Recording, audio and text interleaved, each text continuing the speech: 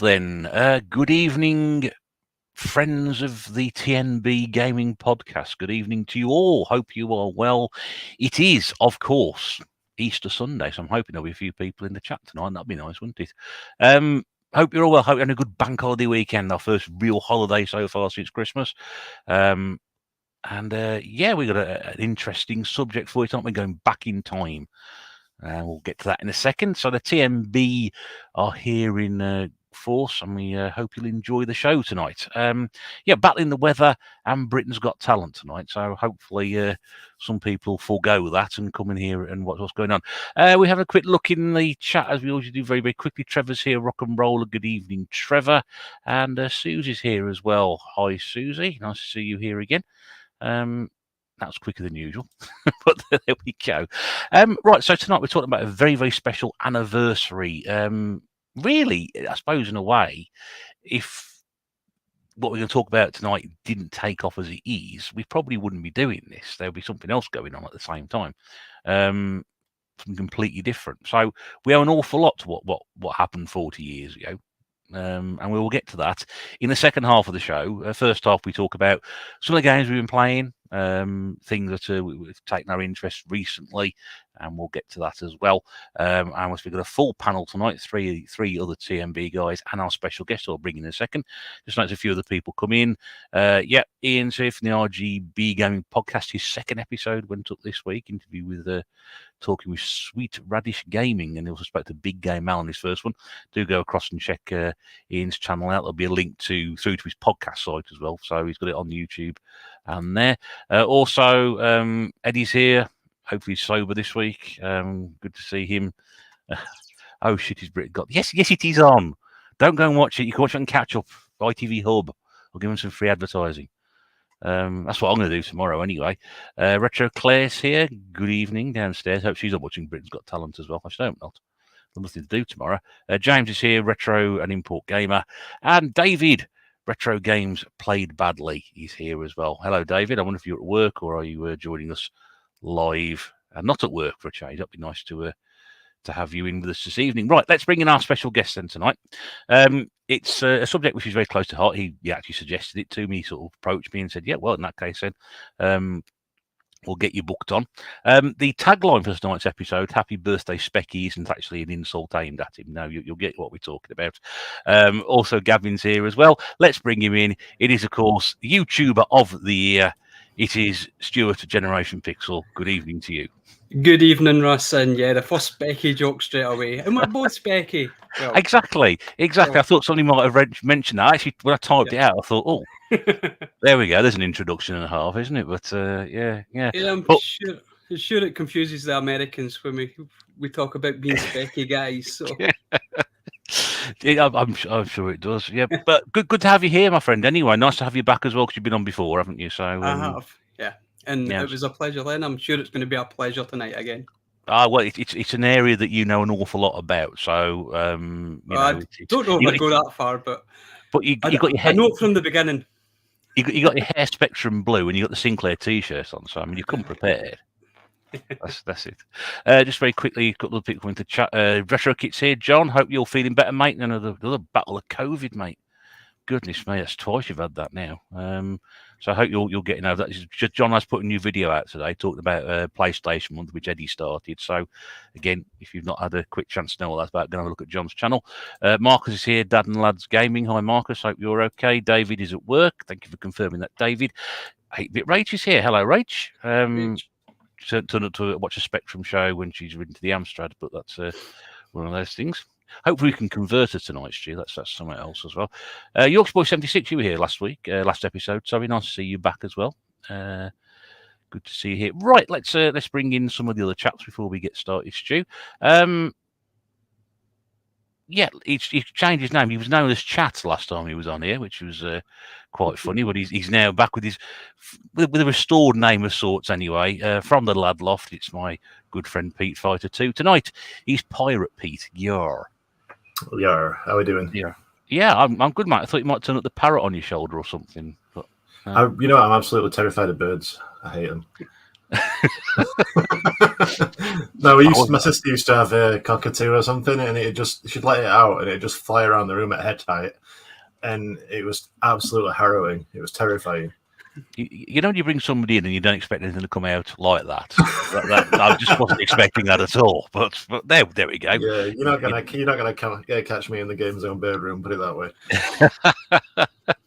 not at least without some sort of protective hat, I'm guessing, and just not at all.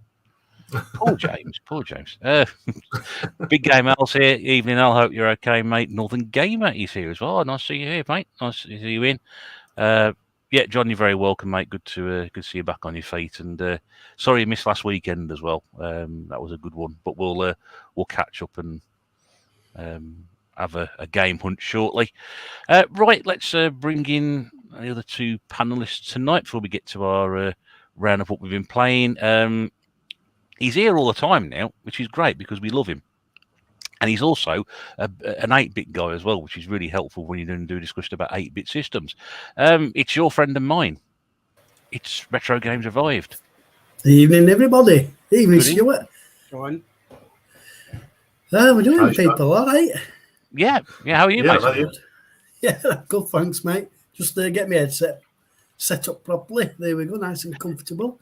It's hard to imagine you without those stuck on your ears, to be honest with you. But when I met you for the first time last weekend, I think my missus said I didn't recognise you at the headphones on. That's what we Yeah.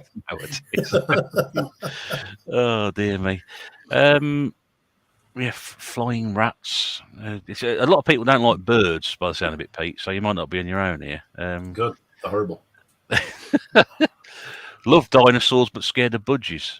Oh, yeah, but I'm a bird dinosaur denier. I don't like the ones with feathers. I like the ones that you had when you were a kid, when they were lizards. A few signs. Hyper Trigger X Dylan is here. He said, "Isn't Sean a Commodore guy?" Well, we both, we both are Commodore guys, aren't we? At the end of the day, Sean, I think. But it's not to say we don't appreciate the talents of the Spectrum. Of the Spectrum, definitely. We'll get to that a bit later because obviously there's other stuff I want to talk about first as well. I hope he's ready. Great to see him here with us this evening. He's a last minute addition to the panel, but really pleased he can make it with us tonight. It is the sexiest man on YouTube. This is Nath Retro. 48k tonight. Evening, Nath. It was appropriate. Evening, How are you? Hope you are. Yeah, how are you, mate? You all right? For time. Always rush for time, but I'm here, so that's good. Now, unbeknownst to the unbeknownst to the other guys, you may do actually because some of them were sitting in the chat this afternoon. But you've actually been having a go at the old Spectrum this afternoon, haven't you? I have. I thought, well, I'll do some homework, and I couldn't get any flipping thing to load. I think I got Horoscope skiing to load, and then it crashed halfway through. So, yeah. Was that because of the lawsuit, or was that somebody intellectual rights managed to tap into your system and shut it down before you started? Yeah, copyright. Am I a CBC guy? Yeah, I was just looking at that there. I don't know. Are Dylan you? Doesn't know me at all. He doesn't. Oh no, definitely not. No. Definitely. There are. Well, I'm sure there are. Again, that's No, another. Amstrad anyway. Yeah, they are. Yeah. Which is why you're definitely out. not. We're going to fall out. Missed Nathan's nice handsome face. Cheers, Kit. Nice to see you back, man. What's this 8-bit mean? This is from the man who was he was thinking about buying a 2600 last night because he happened to be on a stream I was watching, and he said, "Oh, there's a couple of good games on that." So we'll have to see. Eddie says the Spectrum's main talent of random colours clashing on screen. There we go. Spectrum is godly. Yeah. Okay. Well, we'll get to the Spectrum a bit later. We'll start picking sides and having arguments. Well, they used to back in the day, didn't they? Somebody said my Spectrum's better than your Commodore 64, and that was it. And you'd wake up a pile of blood or something, or teeth, or something like that. But there we go. Right. So let's talk about what we've been playing lately. Now, I'll delve into that slightly as well. What I want to talk about is, I know we had a quick chat before, and Sean, you would have missed that one, so I'm sort of throwing this at you, and it doesn't affect you and me, Nate, as much. But I want to talk about the A500 Mini. So I know Stu put a video about that yesterday, and I know, Sean, you've had yours, haven't you? I've got it. I just haven't set it up and played it yet. Yeah, and I know Pete's been playing with his today. So for those people who haven't picked one up, Stu, or think about picking one up, what's your impression? I know you got a video out, which obviously people can go across and have a look at. But for those people who's coming in cold, what's your impressions of the system? Initially, it's one of the best minis that I've used at the moment, and this is a good sign because the modders haven't got to it yet. Once the modding community gets into this machine, I think we might even see Nintendo 64 running on this thing. It's absolutely fantastic. Top quality, with maybe the exception of the controller you get with it, which was a bit odd. It was a shame it wasn't a joystick. I think a lot of people would have expected a joystick to come with it. The games that come as stock on it are okay, but with WHD load, you can pretty much put the entire library onto that machine and play it. And I can't sing its praises high enough at the moment. So, I left quite a long reply on your video about the pros and cons of whether I would get into it or not. And I mean, it is something I hope at some point I would like to. But also at the same time as well, I think it's over. I think it's priced a bit too highly. I know I'm a tight ass, but that's just me. Honestly, I can't see why it's more expensive than the other ones. I wasn't overly impressed with the lineup of games, although I appreciate you can add things onto it. And I didn't like the look of the controller at all. I thought, I've tried playing Amiga games with a joypad and found it physically impossible to do. So for me, it's going to come with a joystick. Hopefully we can educate some people tonight, because someone said Russ just pissed all over your review there. Yeah. Not even trying. It's like, I thought it was shit. No. Well, I haven't got one, but that's what stopped me buying one. That's what stopped me buying one. Do I think about it? I thought this discussion Al being on the Spectrum, not micros. Yeah, that's it. And Al can finally catch up on YouTube next week. Just get ready to be leaving your no comments. Okay. Pete, you've had yours as well. What's your impressions of it? I think it's an absolutely incredible little machine. I've not had that much time on it yet. I just haven't had much time at all to go on it. I've picked up like a nasty Animal Crossing habit, like I said last time.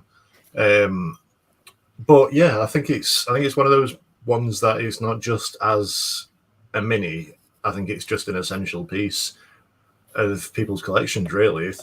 Depending on what people want out of the collections. If they want collections of stuff to play, then I think this is absolutely essential. Obviously, it doesn't scratch the itch for people who want, to display and stuff. The reason I say that is because it's so compatible with Amiga stuff everywhere, with the WHD load and stuff. There's no like trial and error, like which model of Amiga was this. Everything is just compatible. It's there. There's no disk swapping or anything like that. One thing I found out through trying it out, is that it works with CD32 games as well, with limited success. It's doesn't play CD audio, and I was playing Alfred Chicken, and there was a little bit of sort of artifacts on screen when it was playing. But aside from that, it runs the games great. And to be honest, there's only a small handful of exclusive CD32 games anyway that weren't on the 1200. So what was the Body Blows game that was on the CD32? Was it Super Body Blows or Ultimate Body Blows or something like that? That's one that I really want to try out and play on, and I'll finally get a chance to without shelling out 350 quid for a CD32. So, glory days. What you were saying about the joystick, Stuart, it's fully compatible with the C64 mini joystick, and you can buy those separately if you need to. Oh, and the one that you can buy. Yeah, the one that you buy separately as well is also fully micro switched, whereas the one that come with the system wasn't. So it might be a worthy purchase if that's something you're going to use. And yeah, I've tried it out. I tried mine out with a wireless USB keyboard with a trackpad on it. Like a laptop trackpad kind of thing. Yeah. And it picks that up no problem as a mouse. I had to tweak the sensitivity up a bit, but it picked it up no problem. I was sat playing Simon the Sorcerer on my little trackpad wirelessly, so that's always a bonus. And I believe it also works with most USB controllers, including Xbox ones. So if the joypad isn't to your taste, then it's easy to find an alternative. But I grew up mostly playing my Amiga when I was a kid with a Mega Drive controller. So to me, playing it on a pad wasn't really that big an issue. But I mean, because my dad refused to buy his joysticks after a bit because we kept breaking and playing aquatic games.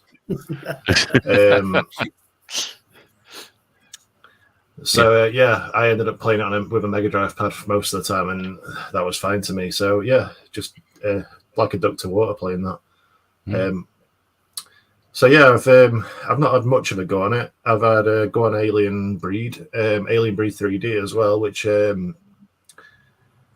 I mean, it's got its limitations, hasn't it, the Amiga? But it plays better than it did when I tried to play it on an Amiga 500 back in the day. Put it that way. Playing that, I played a bit of Quack, which was a game that I didn't remember, but as soon as I loaded it up, I remembered I did have it as a kid, and it was fun going back to that, just like a cutesy little platform game. I'm trying to think what else I tried on it. Oh, obviously Simon the Sorcerer. So while I've not properly stuck into it, I've had a good go on it, and tried a few games out, and it honestly runs perfectly. I love it, absolutely love it. It's one of my favorite minis, if not the favorite mini, and I've got all of them, haven't I? So yeah, that's right. Yeah, well, you'll know better than most people, mate. Yeah. Okay, lovely. Just go with Susan's comments. Mark's here, Geordie Slasher's in. Eddie mentions to make a decent competition pro remake and Tank Mouse would have been too costly. I do understand that, because I know obviously they did license the mouse as such. John wants a mini. Yep. Al says, Eddie says, Body Blows will break you, don't get your hopes up. I've played Body Blows and I've played Body Blows Galactic, and I liked them both. It's just there's the kind of merger of the two on the CD32 with all the characters from both of them in, and I just wanted to have a go at that. Okay. Dylan says chip shortage may have paid the part in the price of the A500 Mini being what it is. It sounds like a legitimate question from Al. Can you use an 8-bit Do controller on it? You can use an 8-bit Do controller on everything, so I'm guessing so. Okay, that's fair enough. Don't diss the Spectrum, says David. Gavin Snoopyman79 says he's impressed with the Amiga Mini. And a quick question here for me before I get to Sean. Does Simon have the Chris Barry voiceover, Simon the Sorcerer? No, it doesn't. That's a CD32 version. This is just a standard Amiga one. This is just the 1200 one, yeah. And I don't think it'd work if you look. Sorry? It's a deal breaker, isn't it? Well, not really. I skip all the text anyway, don't you?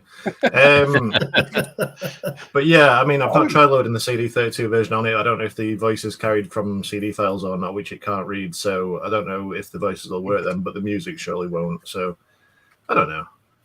So the question probably is, would you guys say, those who have it, it is better than having a CD32 with a terrible firing, or is it kind of a fair compromise because it costs a ton? Depends what you want, doesn't it, really? Yeah, it depends what you want. I mean,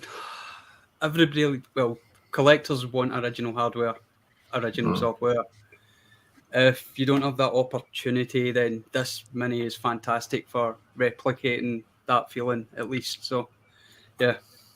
It's like, to me, I've got my Retro Freak, which handles all like the 8-bit, 16-bit systems, and to me, if my house was on fire and I could only grab a few things, I would grab that over the SNES and Mega Drive and everything like that, because that just does everything. But I know a lot of people like the original hardware and stuff, so it's just depends on what you want out of it.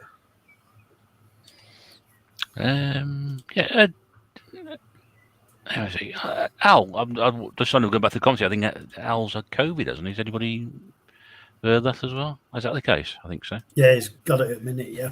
Oh, Al, sorry, mate. I didn't realise. I hope you get better soon, mate. I didn't know. I'll keep myself out of the general conversation. But no, I hope you feel better, mate. Sorry to hear that. Sean, you got yours in the box? I have indeed. It's still in its plastic wrapper as well. I've been working. I've been doing, I do 12 hours a day at work. I just had a chance.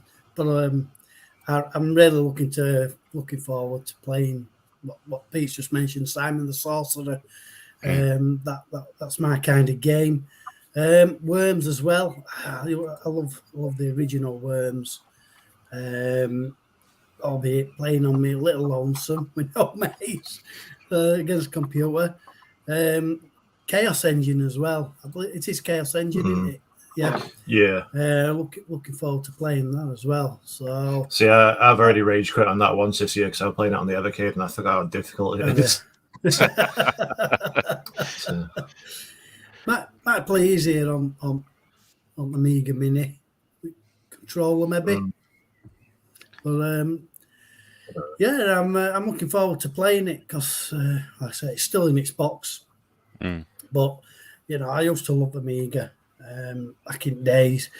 I'd be interested to see. I know you can download ROMs and whatever and add games to it. I'd be interested to see if anybody can put some ROMs for demos. The PD scene, the Assassin's game discs. That'd be nice as well. Well, I was looking because they only take a certain. Sorry to keep interrupting. They only take a certain format, which is WHD load, and it's very difficult to convert ADF files to WHD load files. There were a few demo discs from the One Amiga and stuff like that available to download, but not much. But I don't know. It's something that might come if this takes off and gets a lot more popular. It's something that might come along. I need you to come back to the lad loft actually, Sean, and fetch your flash drive back so I can sort it out. Because everything I put on it to prepare you for it was ADF files, and none of that's going to work. So, right. And I also need to update your C64 as well, don't I? Yeah. Well, so, I've got the posters to bring down. So, and I've got 12 days off now, so there's always scope to come down and see you. No, a play date. Yeah.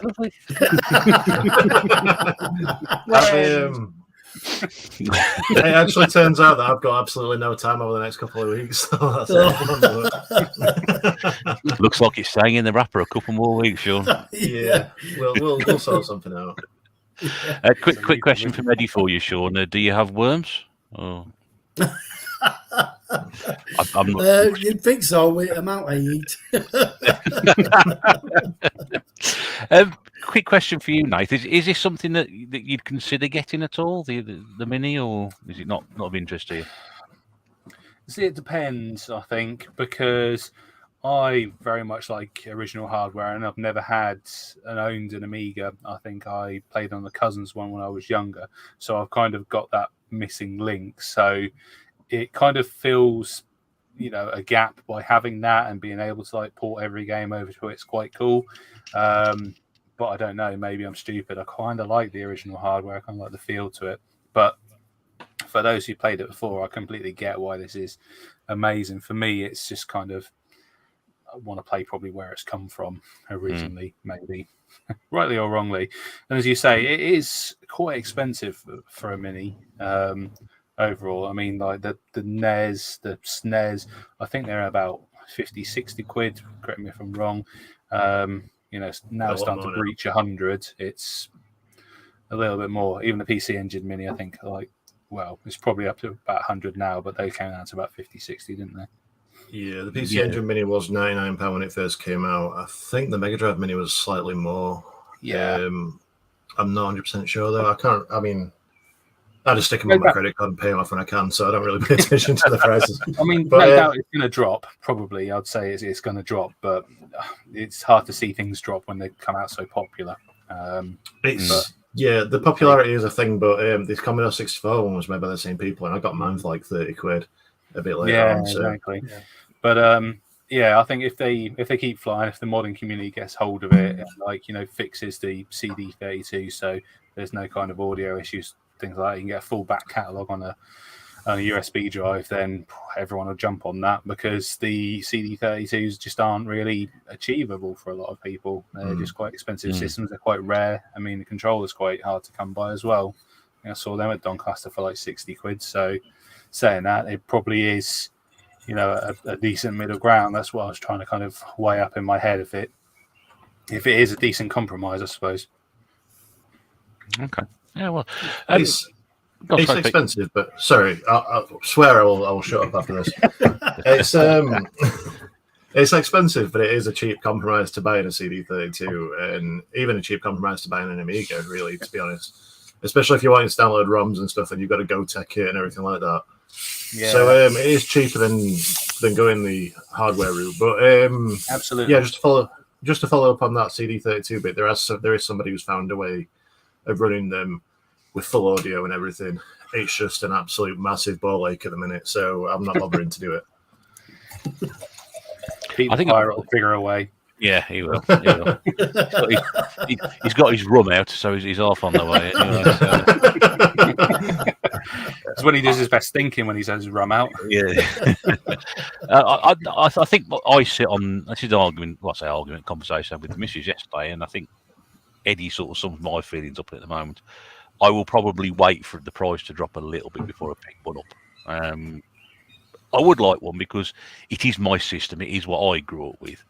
But I just for something like that at the moment, I can't justify paying that. Having said that, what I bought yesterday, which will be an upcoming video this week, it's probably blown all out of the water. But some of the chaps will know what I'm talking about. But yeah, I just because all my minis, although they have been played, are all sat up there quite nicely on the shelf at the moment, and they don't come down very often. In fact, I even robbed the USB out the cable like one of the boxes to take the work so I could charge me vape up at work. Not sure that's the whole purpose of having it. I must remember it's there to bring it home. How are you liking the new PS5 you got, Russ? Sorry? How are you liking your new PS5? Yeah, it's great, mate. It's brilliant. Yeah. Wink, wink. Yeah. Okay, so that's the A500 Mini. There's a few chaps with it. We thought we'd cover that quite quickly. Does anybody want to? I'll go around very quickly. Everybody else, obviously, people are playing games and stuff at the moment. I'm playing PlayStation at the moment with PlayStation Month, which, if you haven't heard about PlayStation Month, go across to Eddie Roller X-Core or Roller Core's channel. He's in the conversation at the moment. Go across and have a look at his channel. He put a short of about it a few weeks back and encouraging people to play PlayStation games this month. Whether it's one game or, in my case, about 15 at the moment. But yeah, he encourage you to do that. So I've been playing a lot of PlayStation at the moment. I don't want to sort of talk about the PlayStation 2 because I want to do a video on that next week. So that's where my folks have been playing. I'll go around in reverse. I'll go to Nathan, finish with Stu because Nathan's patiently waiting for us to come to him. Is there anything that you played, Nathan, that you want to recommend to the good people at home? Are there any good games on the PlayStation? Just wondering. What? He's been on this kick who's trying to troll PlayStation gamers for a bit. It's not working. It really isn't. You've got a Sony poke sitting right here, you know. Wii month, yes, yeah. Wii month party. Oh, have I frozen out? Or have I been? No, we can still hear you. What have I been playing? I think the only game I've really been playing is this one, which I've finished. I finished Xenoblade, and when I say it's the only one I've been playing, that's because I put about 92 hours into it. So yeah, haven't been playing a lot of much else other than that. It's a pretty decent, to be fair, JRPG.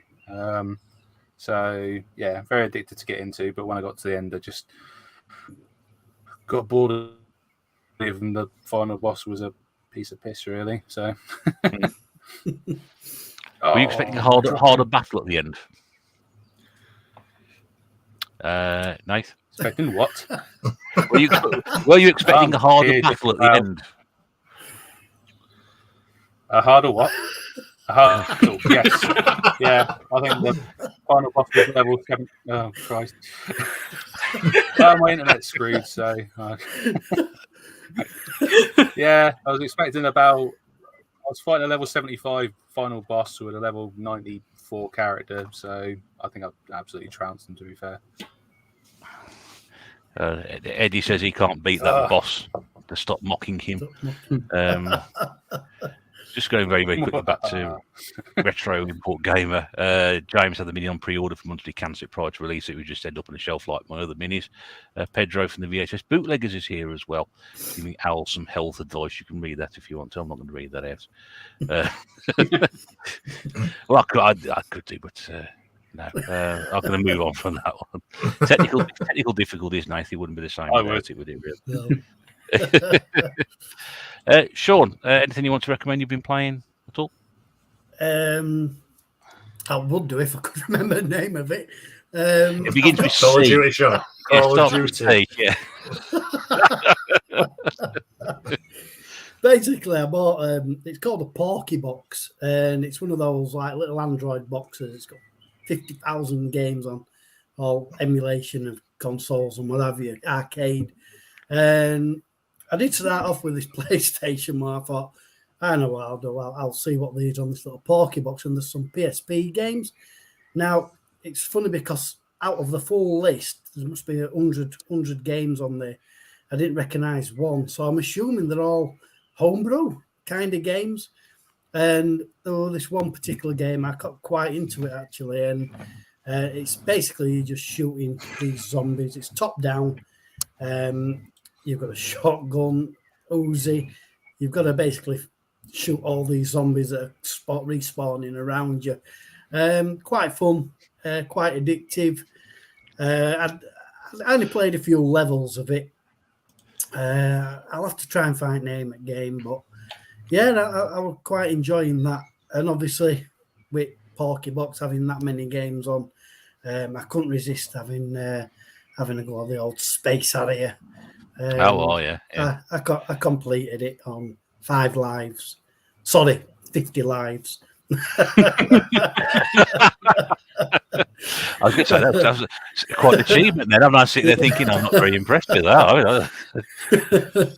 Oh, nice. Yeah, I actually loaded up this the 32X version because I had seen comparison videos on Space Harrier many times before, and I thought, I'm sure that looks, arcade perfect or close to. It's pretty much near, but for some reason, when you go up in the air, the camera angle don't kind of lift up with you like it does on the arcade version. It's kind of hard to explain, but so I had a little go of that and then came off and just went onto the arcade version. I thought, there's no point trying to go on any other system really than the arcade. That's the one that's the best one really. So yeah, I played through Space Harrier. I tell you something, it made me realise or made me remember just how hard it is, especially towards later levels. I have played other games on Porky Box, but I can't remember. I certainly don't know the names of them. Do we know what it's called? Going for us. Do we know what it's called? Do we know why it's called a Porky Box? I think we're all intrigued to find out why. I've no idea. It's PAWKY. There's nothing to do with like a pie then, a pork pie. I don't know. That's what came to my head. No, it's got this like little dragon creature logo up front, a bit like Bubble Bobble, but yeah, it were off AliExpress, so. But it's a lovely bit of kit. The thing that lets it down, but I have pretty much seen reviews on it, and they all say the same. It's the cheap controllers. But my mate actually, he lent it. So he wanted to go with it. My mate from work, and I don't know how, but he connected an Xbox controller up to it. USB, sure. USB. That'll be how I connected it up. I'm messing with you. No, you know why? I'm thinking he had an original Xbox controller. No, it'll be a 360 one. Of course it will be, yeah. Bloody hell. Yeah. Right, I think Nate's ready to come back. You all there, mate? Hello. Yeah. Hello. Do not. That's okay. Yeah, that's the 48K is not about a Spectrum, is it? It's just Nave's internet speed. Exactly. Oh dear. We used to joke about that in the old days when we used to do it on the old used to do audio only, didn't we? Nice internet speed. Yeah. There we go. Nothing gets old after a couple of years. Well, I wasn't there to hear it, so brilliant. Trolling. Right, Pete. Anything you want to share with the audience? Still mostly Animal Crossing. It's just taken up a lot of my life at the minute. But I've been I've played through the Tomb Raider 2013 reboot game in my spare time. Really enjoyed that. I played through the previous trilogy last year. I'm intending to play through like they call it the Survivor trilogy this year. So I know it's diminishing returns from here on in, because I didn't particularly like Rise of the Tomb Raider, and I thought Shadow of the Tomb Raider was awful. But I am determined to get through them. And I've been playing Mass Effect 3 on the old Xbox Series X because it's PlayStation month. And really enjoying that. And one more game I've been going on is Horizon Chase Turbo. I've been playing that on the Switch. Oh, yes.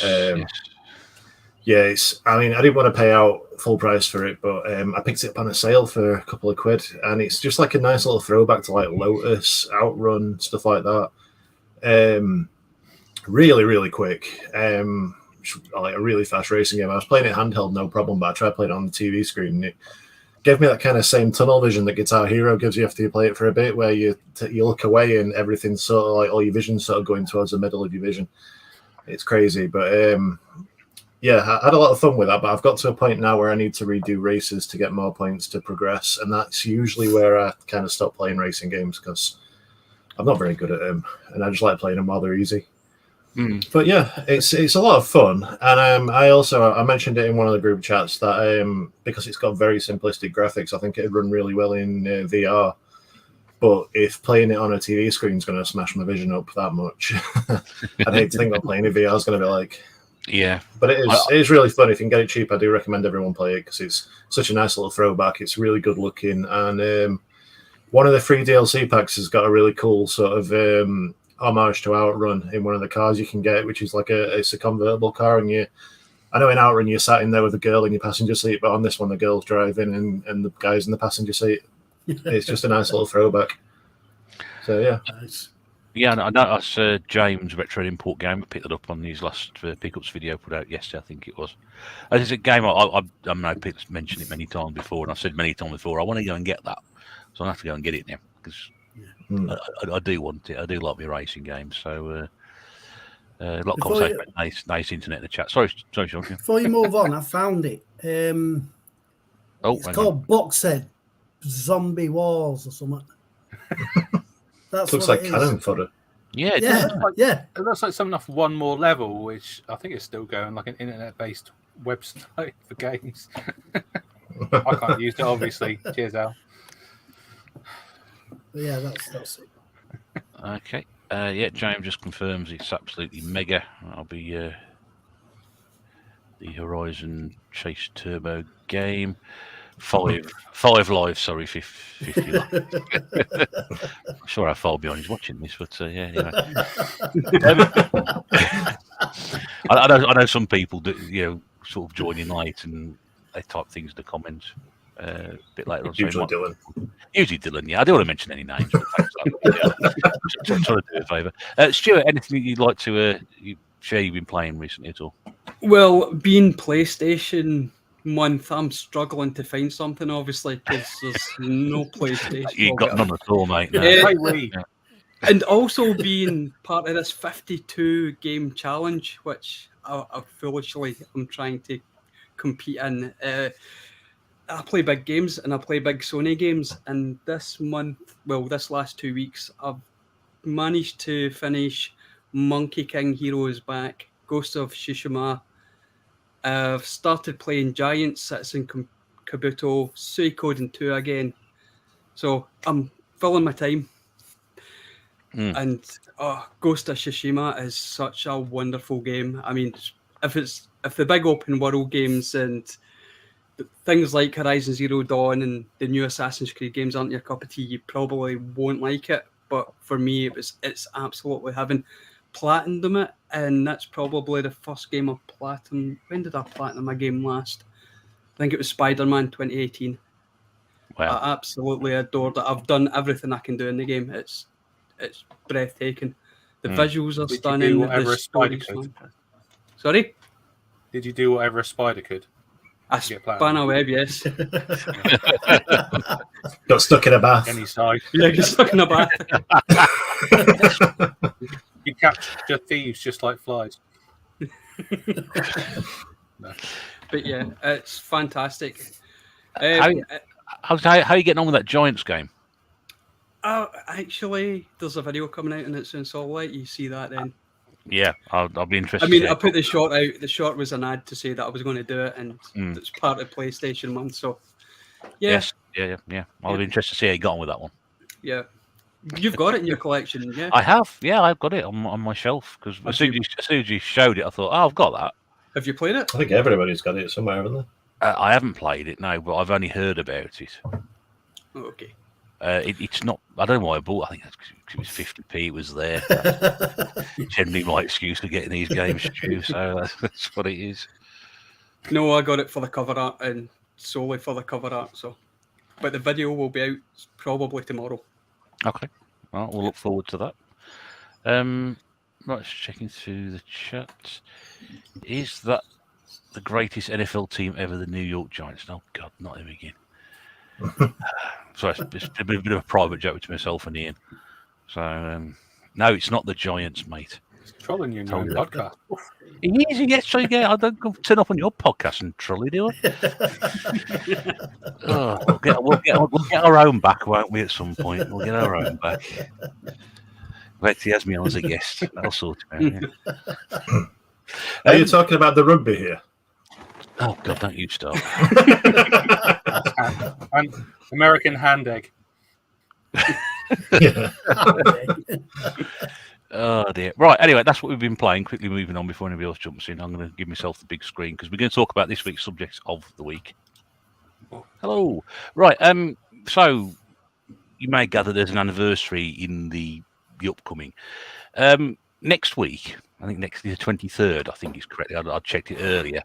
It's the 40th anniversary of the ZX Spectrum, and it falls obviously when we're not here. So Stuart very kindly got in contact and mentioned about the fact that this was something that he'd like to come and talk about. So that's what we're going to do.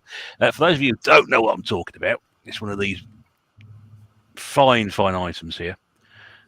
Most of you may recognise this with the old rubber keypads and the colours down the side there. It's a recognisable item. It's fair to say, as I said at the start, probably without this being the success that it was. And yeah, computers were around before then, but if it hadn't been the success that it was, we might not be here tonight. You might be watching someone else. You might be watching something about the New York Giants. I don't know.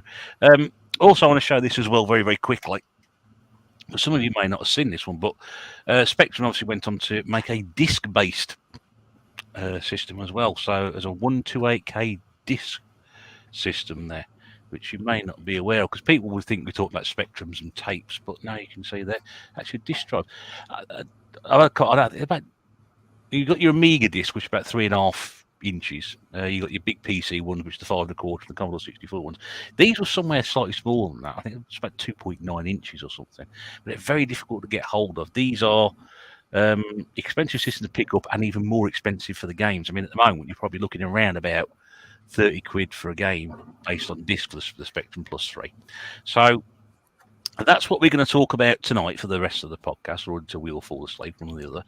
Let's bring everybody else back in.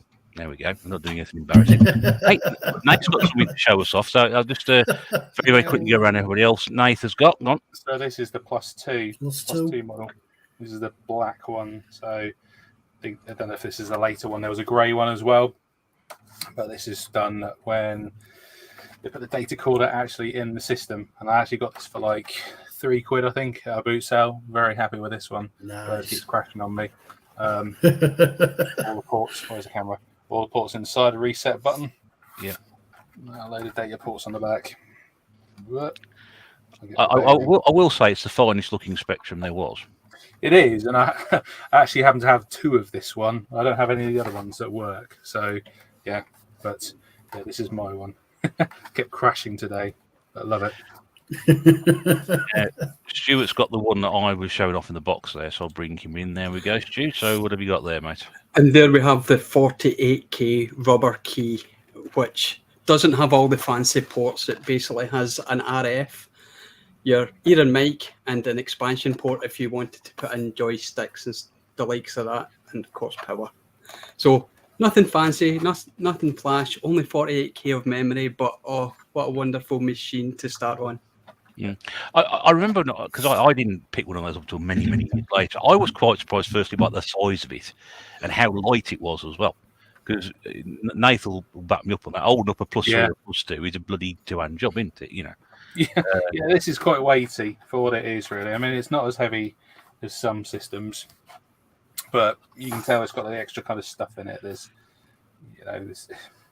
you could do some damage with this if you were to bash somebody with it. Absolutely. Yeah. Or drop it on the floor, which I'm desperately trying. I'm just balancing it on top of the box there because that 128. The 48K, I have got a broken one. We were talking about it earlier, but they're quite light. There's not a lot to them really. With like rubber keys and the membrane, they're quite a simple machine, but they're pretty cool. I will say. Yeah, just very quickly, that's his comments, and I'll come over to Stu. So, we talked about Spectrum game. Nate the Game Shacky says, "What the hell's a Specky?" Good, you've turned up at the right time, then, mate. Talk about it. My mate Stu's Retro Reviews is here. They're very much an 8-bit orientated guy. There we go. Pedro backs up the disk drive, and those things are easy to break. There, that's why I put it on the floor now, just to make sure that. We don't have that one. Sue says, I had the same one as you, Nate. I still love the Amstrad 464 more, though. To be fair, this is still a sugar abomination. My vote goes to the Toast Rack. This is James. Yes. Still got my 48K case. It's all about the dead flesh keys. That's a Spectrum in my nostalgia, says Eddie. Dave, Retro Games Play Badly, who's a big Spectrum guy. He's got a 48K plus. I've got one of those in the other room, which I didn't bring through. And the proper Sinclair 128K. That's right. So, Stu, I mean, we spoke about this on Desert Island Games you did with me, but for anybody who hasn't listened to that, what was your first experience with the Spectrum, and why has it stuck with you throughout this period in time? Well, quite simply, I wasn't expecting to get a Spectrum. I got the Spectrum in 82, Christmas 82, so that was the launch year. And I had been begging for an Atari 2600 for the entirety of the year beforehand because my cousin had one of them. Had no idea what the Spectrum was. Woke up on Christmas morning, came down expecting to open this wonderful Atari 2600, and here's this thing here. I mean, it's not an Atari 2600, and I just looked at my dad. And said, "But where's my Atari?" And he just said, "This is better than an Atari. You'll get much more use out of this than an Atari." And I wasn't convinced, and I only had 2 games to start with as well. It came with this. Software Horizons. This is possibly the first ever tech demo. And basically it's what it is. A selection of programs that could show you what the Spectrum could do. It had some games on it like Through the Wall, which is like Arkanoids but very, very basic. And a game called Survival, which was a simulation game where it was a strategy game where you had to survive as an animal. Yes. You had to decide which environment you were in and how much food for that animal was in that environment, and you would watch and see if the mice would all die or then the hawks would all die. It was absolutely nuts, and probably what got me into going on to RPGs and the like when I was older. But yeah, this was the tape that came with it. And the other game that I got on Christmas morning was this Hungry Horse. Hungry Horse, yeah. What a game. I mean, it's a Pac-Man clone, but it wasn't. It's a very basic Pac-Man clone. There wasn't levels in it. There's 4 levels in it, and they weren't mazes as such. Some of them were quite linear, so the ghosts that were chasing you were park keepers. So if you were running down one route in the park, so to speak, the park keeper was coming down that way. There was nowhere for you to go. So it was a game that was broken to start with. It's absolutely broken to start with, but graphically, it was head and shoulders above what I'd played on the Atari. So that's really what got me hooked in there. And then, of course, there's Basic. You can learn to code on it. It's only basic code, but you could learn to code on it. And there was obviously the huge manual that came with the Spectrum when you first got it, and there were some basic programs. And just being able to type in that code and see the effect that you had made come up on your TV screen, it blew your mind back in 1982. It was something that you'd never seen before. And yeah, I mean, what a machine. It was so much better than the Atari. I mean, I wanted the Atari because it was games. I wanted the Atari because it was games. This had games and just a little bit extra. So, yeah. Just want to point out, so the intellectual rights holder to Horace are watching. We're not having sex with it. We're not making any suggestions. We're just showing it off. That's all. Please direct any lawsuits or whatever. Don't do that. Now we're in trouble. Just quick whizzing through. There's a Digi game there. There we go. Yeah, there we go. There we go. There we go. Yeah. Best game. Dave is going to sue us now. That's what it is. He knows we're right, though. He knows we're right. Quick whiz through. Dylan mentioned School Days. That's the best. Absolute best game on the Spectrum, in my opinion, and the Commodore 64 as well. That's one of the ones that really sticks with me. I've not got much of a history of Spectrum, but School Days has always stuck with me, and I've still got it. Well, I've not still got it, but I've got like a version. I've got 2 versions of it on the PC now, which are updated versions. Beautiful game, absolutely love it. James says he's never fortunate to have one of them, but his mate had one. Total class. Pedro speculating on your age, Stu. Might be about 50.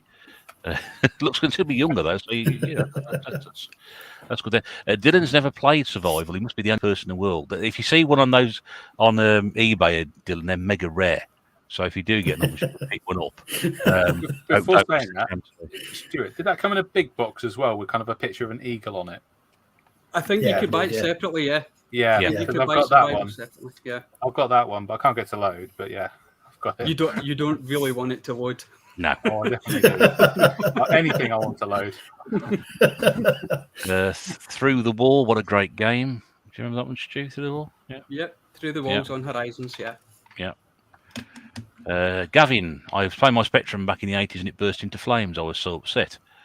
But then I got to the Amiga 500, so every cloud and all that. That's a good thing. Horace goes skiing with my 48K. Broseb's here as well. Broseb.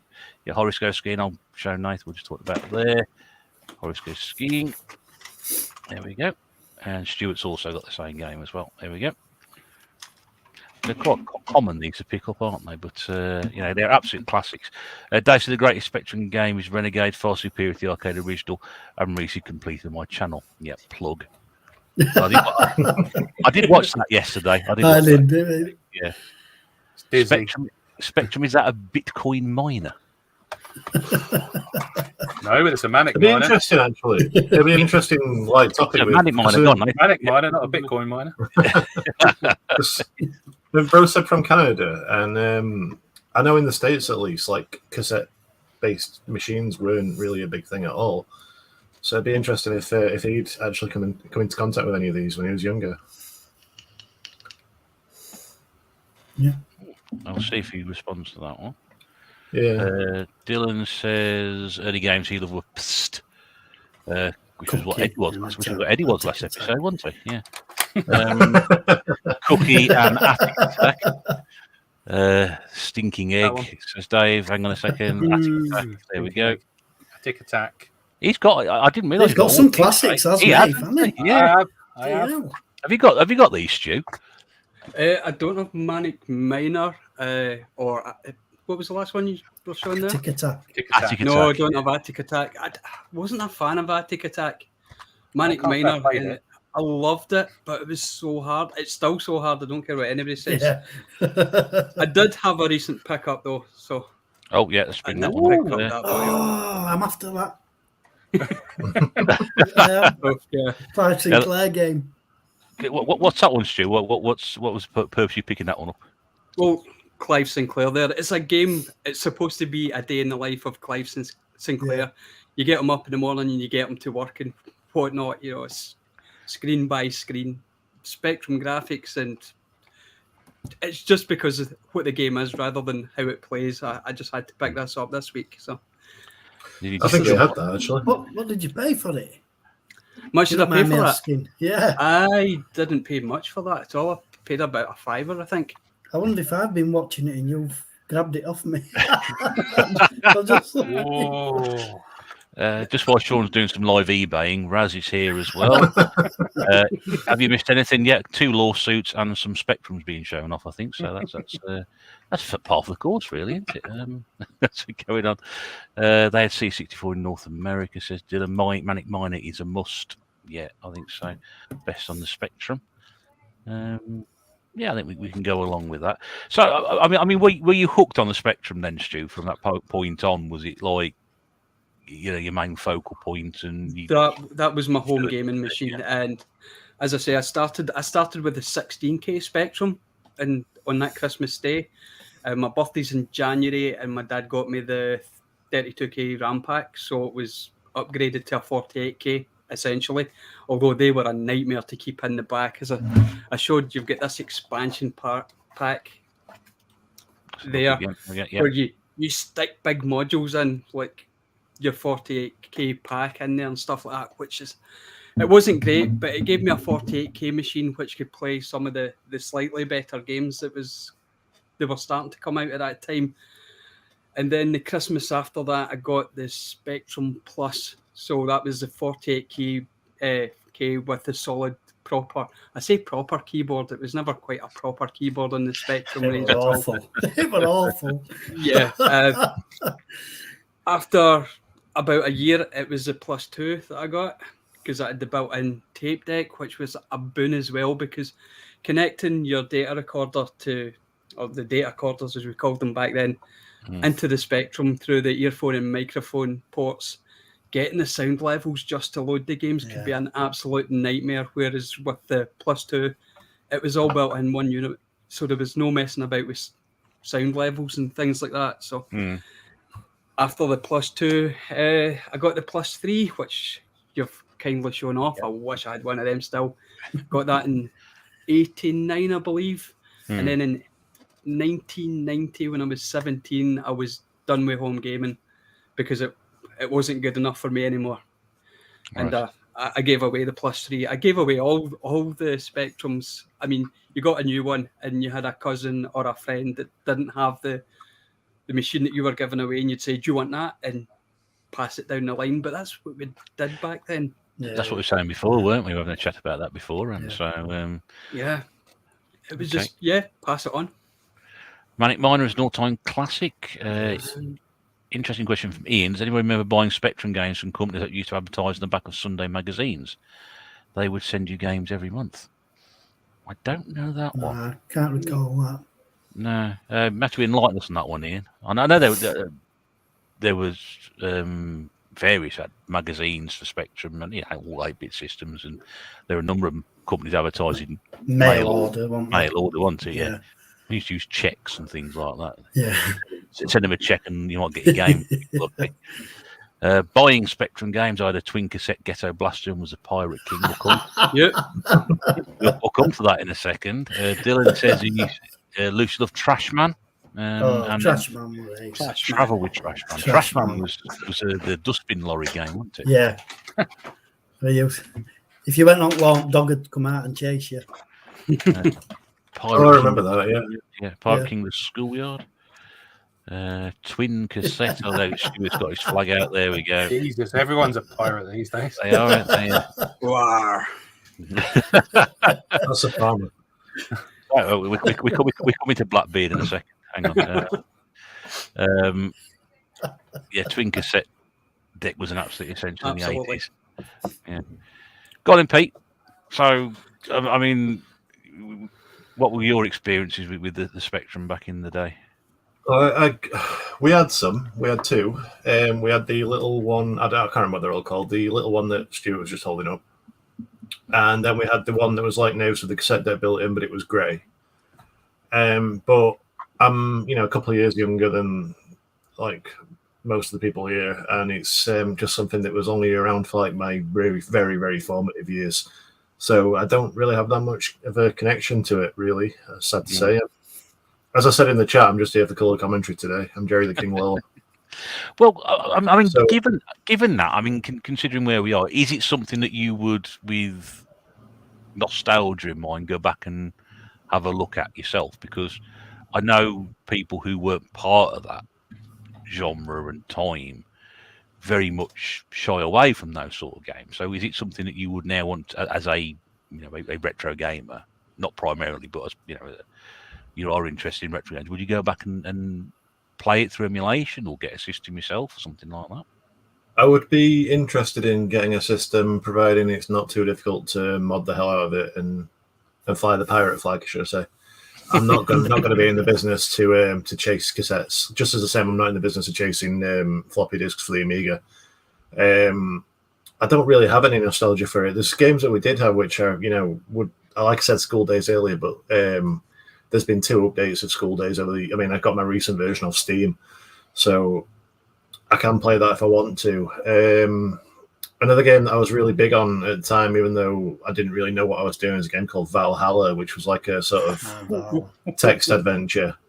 And I used to love that as a kid. I remember loving that as a kid. But nothing else really hits me in like a nostalgia kind of way, really, for the system. It's like, same with the Commodore 64. I bought the Commodore 64 Mini just because it's a mini system, and I like the mini systems, but I wouldn't ever think about having a full one of them. It's just, I don't know. It's something I don't really have any kind of affinity for at all. But as you guys have been mentioning games, I have been remembering stuff like Sean said about the trash man thing, about going on the lawn and getting chased by the dog. That is just something that vividly just flashed back into my mind as he was saying it. And there's other things like that. I think my first ever game that I actually bought with my own money was probably Quick Draw McGraw on the Spectrum. I remember buying it off the bargain rack in WH Smith's. Little yellow cassette box. Yeah, the high-tech one, yeah. So it's like there are little memories like that, but it's nothing really that it makes me really that puts it in the forefront of stuff I want to get. Sure. Interesting story though. I was talking about the Spectrum the other night with my sister, actually, just randomly, and apparently she went to dinner at Clive Sinclair's house once. My sister. Oh yeah. Yeah, she won a competition at school. She won a competition at school, and it was like the best at this certain subject or something. And her and this boy that she hated in school, they both got picked out, and they had to be friends for a day and go to dinner at Clive Sinclair's house. But apparently, he wasn't there. It was just full of Japanese businessmen. So. Had he forgotten? I don't know. I mean, I won a competition. I went to dinner at Roald Dahl's house, and he was dead at that point. So I thought you were going to say Rolf Harris. That's all right. No, not Rolf Harris. No, Roald Dahl. Yeah. So she had dinner at Clive's. I was going to say, you're not going to show off that Jimmy Savile game you've got, Yeah. I thought I think the reason Clive Sinclair wasn't there when your sister got there because he was coming home from work on his C5 and it broke down or something. But yeah, possibly. Probably would have been. But no, she said it was just like tons of Japanese businessmen and no Clive Sinclair to be seen. So I was wondering if it was some kind of slave auction or something. I don't know. I was expecting Liam Neeson to burst in and save them all at the end. But no, at least Clive Sinclair was alive. I got to go to Roald Dahl's house, and it was like 5 years after his death. So, wow, is that the earliest date he was available or something? Possibly, yeah. Oh, I don't think he could get his daughter to go there because I don't think they could get her to put any clothes on. So it would have been wholly inappropriate. Oh, good grief! They don't call this a tangents and banter podcast for nothing. We're going to follow that. I mean, seriously, you can't. I'm just being funny. Nate said he never owned a micro growing up. He feels like he's missed out. Dylan says it's an age thing, which I think it's pretty common. What people use as an explanation. It may not be old. It's not as old as these lot. Thanks, mate. David's really old. Yeah, we know that, right? Yeah. Dylan's old enough to remember when micros were king. That's really from the era that we're talking about. Raz says he didn't do tapes for long with the C64. They went floppy. So much better than the tapes. Yeah, I don't know. They were, but there's still that nostalgic feeling about, loading the tape up and doing it very quickly. Can you guess what it is yet? As Roll presents his sausage surprise on your plate. I'd have been impressed with my skull if they'd have forked out enough for us to go to Rolf Harris's house. Because, I mean, that's the other side of the world. I think that's pretty far to go for a field trip, isn't it? Outside the jurisdiction of Project U Tree, then, is it? Yeah. I'm regretting time. It's fact, if I got found out, it was fine. I'm regretting bringing it up now. Just a very, very quick one. You say you bought that game recently, that Clive Sinclair game. Do you now play Spectrum games in the way they were intended, as on the tape, or do you use emulation if you want to play Spectrum games now? I absolutely use emulation, because the thing I hated most about back in the micro days was loading a tape. And as a kid, it seemed like it would take 10 hours and then it would fail. And then you would try again and it would fail, and you would try again and it would fail, and it drove me insane. And once I got to see a cartridge-based machine in action, it was like, this is the way to go. And yeah, I emulate now with the Spectrum. I love collecting for the Spectrum. I love to have the physical items there. And I can. This is a working 48K Spectrum. I've had it loaded up before and I've played games on it. But it's a showpiece. It's a showpiece. If I want to play the games, I want to sit down at my PC. I want to press one button and the game's on. And can't beat it. Because I think I'm a gamer more than I'm a collector, even though I collect.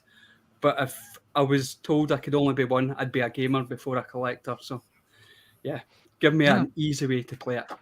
No, that's fair enough. And yeah, I can understand why people do that. I mean, I'm a stickler for the old way of doing it, but that's just because that's how I am. Yeah, I know. It doesn't actually. Yeah, I'm quite surprised. I mean, obviously, bring up the name of the Commodore 64. We're not talking about that tonight, but I always thought, I'll put this on. I'll be waiting 15 minutes to load up. No, honestly, some of them load a lot quicker than you think. You're usually waiting on, maybe 5 to 7 minutes, something like that. And back years ago, you think I was going to be 10, 15 minutes, but it's not quite as... The multi-load games are a pain in the arse. I'll give you that. I would much rather anything multi-load. And if people know what we're talking about here, it's when it loads in the level, then you finish that level, it loads in the next level, and then when you die, you have to rewind the tape the previous. And that's when you start. That's when you get annoyed with it. That's when you start throwing it out the bloody window. I ain't playing none again. But yeah, the multi-load ones I can understand. You want to play those off emulation, you just couldn't do that the way around. So, who else we got here? Stu says, "Oh, the homebrew Speccy games are great these days. Have you played any homebrew, Stu, at all?" Me, I haven't played any. I've watched a lot on YouTube because there's a few of the guys out there absolutely battering out the content with Zoistia and the likes of that at the moment. And I'm looking to get into it because they also do digital copies. So I can buy the physical tape, but I can get a digital copy at the same time. So I've got the display piece, and I've got a game that I can just fire up on the PC with a decent keyboard and play. So yeah, I'm looking into it. I mean, some of them look quite spectacular, and it's hard to believe that they're running on a Spectrum, but there you go. Yeah. There was a fighting game the other day, a couple of weeks back I saw, and I thought, wow, that looks really good. I can't remember what it was now, but I was impressed by the loading screen, the graphics. I thought, wow, that's running off the Spectrum. But then again, I suppose you expect people now doing homebrew to be able to get the most out of the system, where perhaps years ago, because there were deadlines and things, people were churning games out. You didn't have the proper opportunity to delve into the technical aspects of the machine and get a bit more out of it. So, just going to have the conference and come on to Sean next. TJ, I'm not sure if we've seen you in here before, but thanks very much for calling in. Just bought a Spectral over 30 years after selling my first one. Cannot believe how much the ultimate games are. That with the ultimate play of the game, titles, Saber Wolf, etc. Yeah, the collectible now. Yeah. Eddie says he wished he got the Castlevania Spectral edition. I think there is. I know there was a version of that. Isn't there? Sorry? There is on the Spectrum, isn't there? There is, yeah. Ooze. Dave's responding to Stu's comment about the homebrew games. So we've got Ooze, Castlevania, Mighty Final Fight. I have read about those. I haven't played any myself. Raz says Speccy's a pile of garbage. Can't even imagine playing the piece of turd now. I feel bad for the Specky kids back then. Ooh, that's fighting talk. Where's the admins? I've got to say, Stuart, you're a lot closer to Raz than we are, or some of us are. Anyway, you might want to hop across on a plane and just, knock that baseball cap off his head. I think that's what you need. Claire says, yeah, it felt longer in the 80s. Yeah, he did. Yeah, he did. It doesn't feel so long nowadays. So that's what she said. Keep that out of that. James says far quicker to upload than some updates take on modern games. Yes, yes, it is. Somebody pointed that to me yesterday. If I put in that new system I bought, we're waiting until at least Tuesday for it to update. Or actually did anything with it. Next Tuesday. Week Tuesday. Oh, week right. Tuesday. Sorry. Week on Tuesday.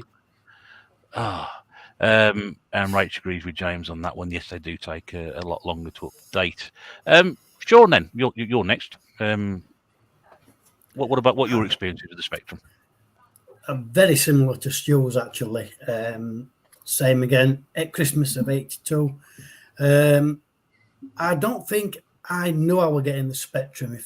It's a long time ago, so the memory's pretty hazy. But I don't think I can't remember actually asking for a computer or the Spectrum. But Christmas of '82, my main present was Spectrum 48K, the little rubber keyboard one, and obviously with the data set and interface, Kempston joystick. Fantastic machine, and as simple as the games, are or were back then, there was still a lot of fun. And I have actually been buying myself some games that are nostalgic to me from when I first got my Spectrum, such as Daley Thompson's Decathlon. I've to get A Day in the Life, Trashman. I've got, Fearless Frank, and you guys know I managed to actually find that, which was quite an obscure game because it was released by Marks and Spencer's, one of their labels, St. Michael. That's right. It were a twin pack, Frozen Penguin and Fearless Frank. And funnily enough, and you speak about emulation, I actually, on the Porky box, it's actually, that game is on there. And I really? Go. Yeah, Fearless Frank, it's on there. It's ace. Do you know what? I loved it. And although the difficulty ramps up fairly quickly, great game. But yeah, it was just a fantastic little system. And it's a shame that some of the younger, people in the chat and that didn't get to experience the Spectrum and the heartaches of like Stu says, loading games up and it crashing. But we look back now, don't we? And we just laugh at it because that's what it was. Another thing is like Stu says again, when you're coding, very basic programming. You'd go into WH Smith's or the Boots, and you'd go up to the computers that were, displaying for sale, and there'd always be somebody's name scrolling across. Yeah. 10 print. 10 print. So, Go to 10, run. Go to 10. I got into trouble at school for doing that. Me and a mate of mine just typed in Andy Parks as a data on the computer and left it running, and then that teacher came in and said, "Why did you do that?" Well, I don't know. I didn't know what a data was, to be honest with you. One quite sure. Just to address this comment Rach put in here. She got a good Spectrum job lot on eBay with loads of games and the Spectrum machine. I have a feeling it was someone's parents clearing out the loft. Can you enlighten us as to what a Spectrum machine is? Is it a Spectrum drum machine? That would be great. I've never heard of it. Never heard of that. It's a good play on words, but yeah, nice doing a quick Google search. Yeah, I've actually had a look. I'm busy looking for a Pokebox. Oh, dear. What's the rarest Spectrum game? I think Al wants to buy it. David says he's trying to find a Hit Squad version of Castle Master for 4 years. Yeah, that's the holy grail for him on that one. Do you know what the rarest Spectrum game is at all? Anybody? Dizzy. No. Dizzy. No. Survival. Jimmy Savile That's one. why Dave hasn't got it. Yeah, Jimmy Savile one. Yeah. Yeah. No, I've got a copy. It can't be that rare. So you're picking them up, aren't you? You Sean still at the moment, and intention of playing them the same way. Definitely. Yeah, I mean, unfortunately, I'm just collecting Spectrum at the moment. I haven't got a working data set for my Spectrum, so it's a case of I'm going to have to play the games on the Pokébox at the minute. But you know that's fine. You get paid every time you say that. It just sounds like a euphemism. Have I got to put a disclaimer on the video after this saying in no way, shape, or form whatsoever is Sean taking any money from the same Pokébox? Is this a home console version of Poogie Race? Honestly, if you want to sit there, you've got wearing a baseball cap on the front of it as well, you know. It sounds like a sandwich shop. A Miko next week, Sean. A Miko. Is it not going to show up? It's probably not going to show up. Is it that one? Let me just try it again. That's the one, yeah. Ooh. That's it. Pete, can you show us that again, please, mate? I can get the light not to reflect off the screen. Yeah, there we go. Is that big yellow thing in the yellow and blue thing in the top Blue, corner? yellow, Yeah. and blue. That's it. Yeah, Matches my N64. it's got like a dinosaur on front, hasn't it? Pete? Dragon or something. Yeah. It's a slide projector as well as a console. It comes with 6 slides. Of what? Mine didn't. I don't think it did any. Yeah, it's got like little round slide things, you know, like you can put in and project onto your wall, apparently. Oh, yeah. I thought they were stickers. No, it's a slide projector, so you can do your old American style slides from your holidays and stuff. Good Wow. grief. Oh dear. I should point out it's available to buy from AliExpress and all other crap on retailers. If anybody is interested, It's probably the most expensive thing on AliExpress. Actually, it's 40 quid. Eddie says there'll be a podcast in 20 years' time about Pokébox. There'll be a podcast in 2 weeks' time about the Pokébox. Just be Sean on his own. Yeah. And me, because I'll probably have one by then. Is the Pokébox better than the Amiga 500 Mini? Yeah. Or Sean versus Tommy Tallarico as he compares it to the Sean's bought the Pokébox name. Desperately trying to get back on track to the subject of the evening. Rachel's confirmed it's drum machine software, the Spectrum. You connect the Speccy up to a speaker and you can effectively use it as a drum machine. The speaker doesn't work, so I need to find something to connect it. Interesting. I do like these weird and wacky peripherals which people are coming on about. It's a precursor to Donkey Konga. Could well be. Nintendo has stolen the franchise from Spectrum. Al says, "What's this Jimmy Savile game? It's called Super Trolley." Al, go and look it up on the internet. That's what it was called anyway. Yeah, don't go on safe. Don't go on. Don't encrypt your searches or anything. Just do it straight on Google. Register. Yeah, another register. If I ever would get a game for the micro era, I want to get Guyana Sisters Last Ninja 2 Henry's House. I don't know that one. Or Hero. That's from Raz. You mean Gianna Sisters there? I think Guyana Sisters is an adult movie, isn't it? Raz knows what he wants. Leave him alone.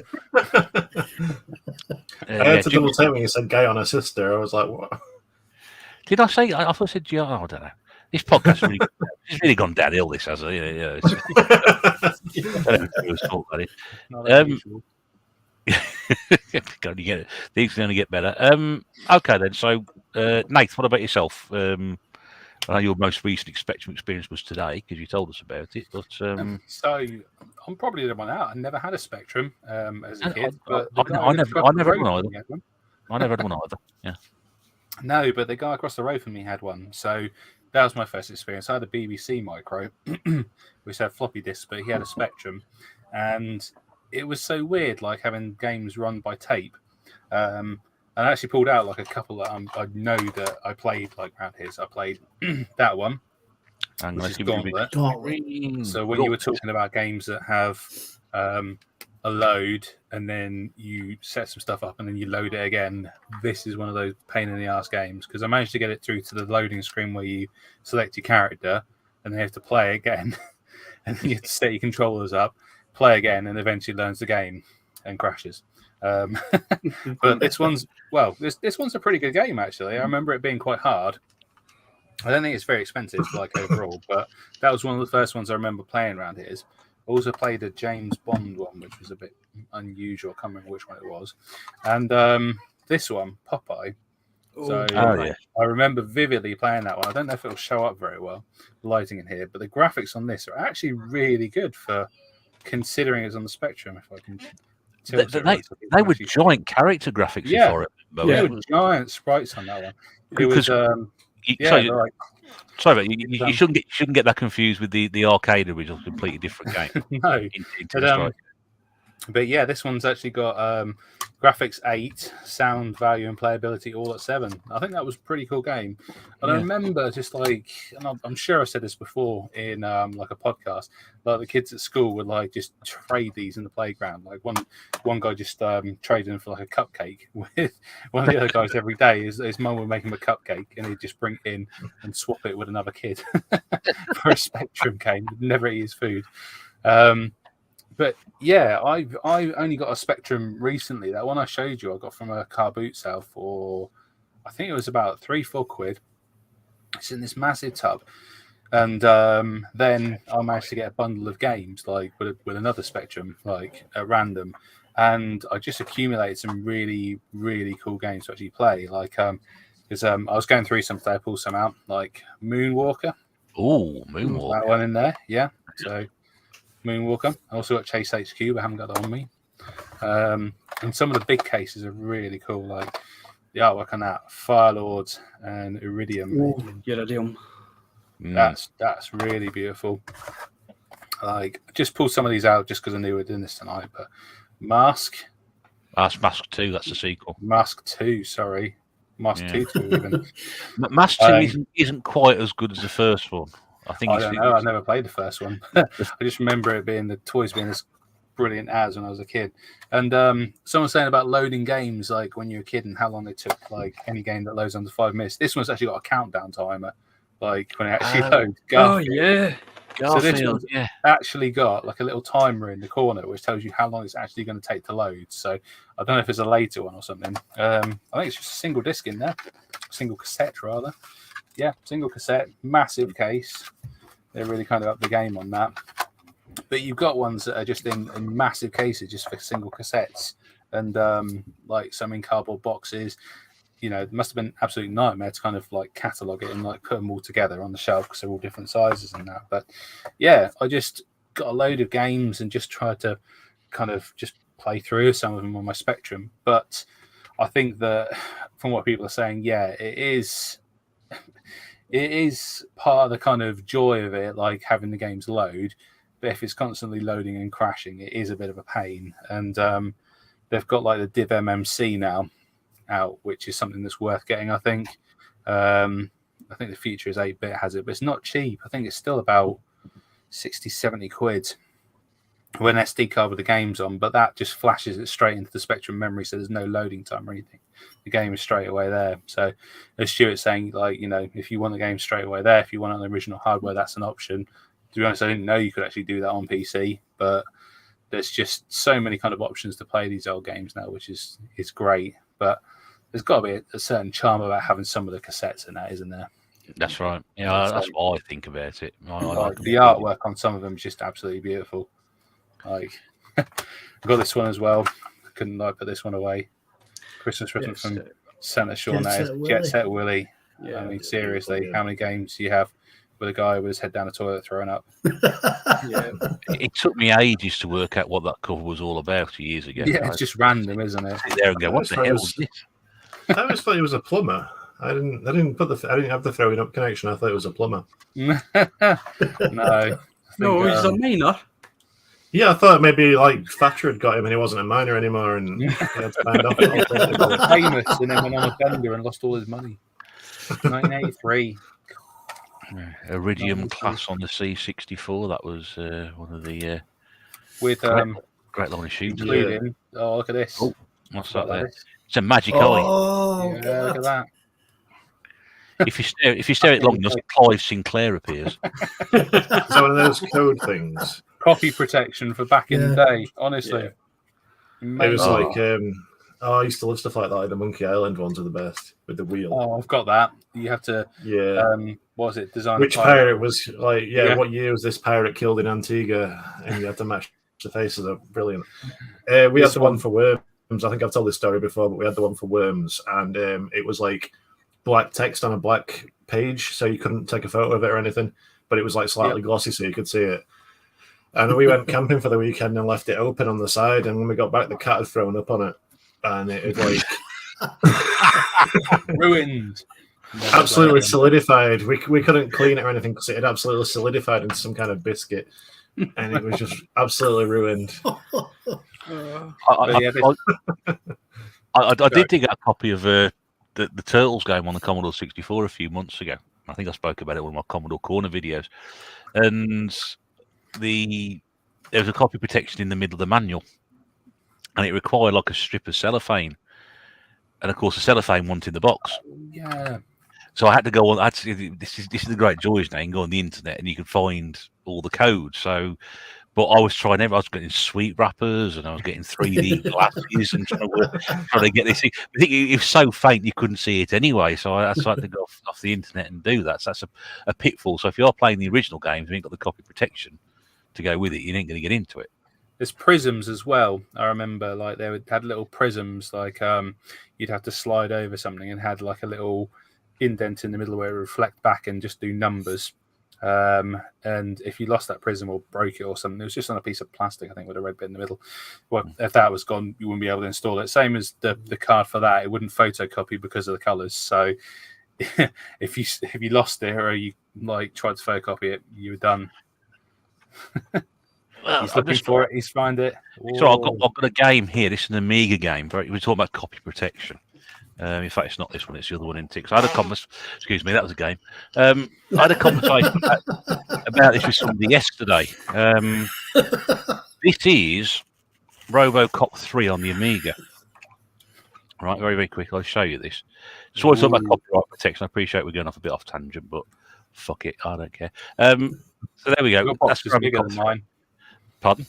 Your box is bigger than mine.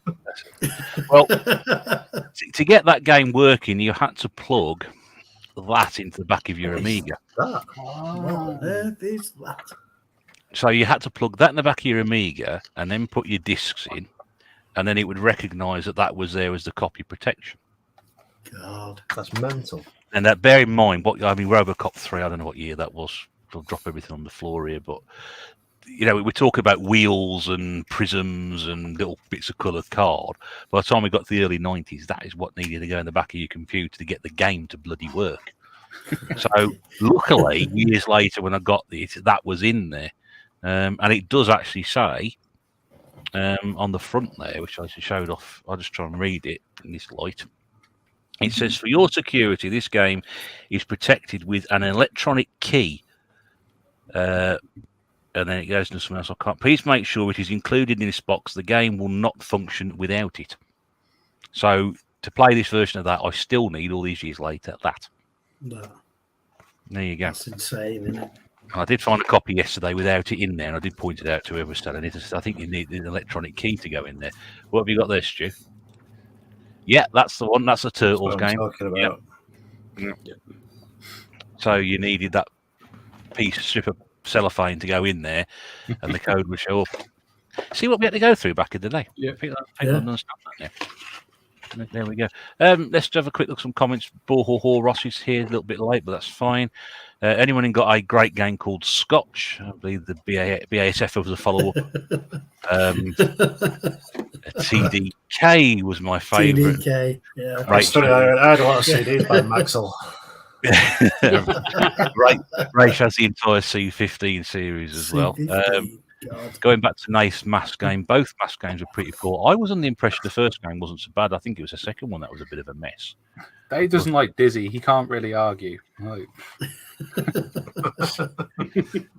Boot C15 series, I remember having the best games. Iridium is definitely class. As TJ mentioned, Iridium on the C64. I knew he'd come around. Hey, he could come around. Yeah. Forget the best one on C64, Space Taxi. I remember that. Let's do a Commodore 64 one of these at some point. So there's a lot of conversation about Operation U-Tree in the chat as well at the moment. So we'll just try and move on from that one. They still managed to pirate Robocop 3 weeks before it was released and without the need for the dongle. Yeah, they did. I heard that story as well. So all that effort to go and... But the thing is, you do that, and by the time the game had come out, somebody had already cracked it, and you can get a copy of it without needing the dongle to go in the back of it. Dylan's now gone onto eBay as well, gone to eBay looking for a tape deck. I'm waiting on my Spectrum.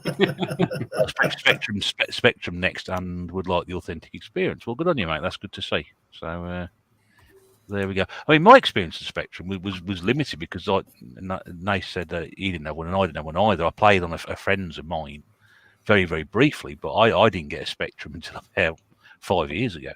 It sort of completely passed me by.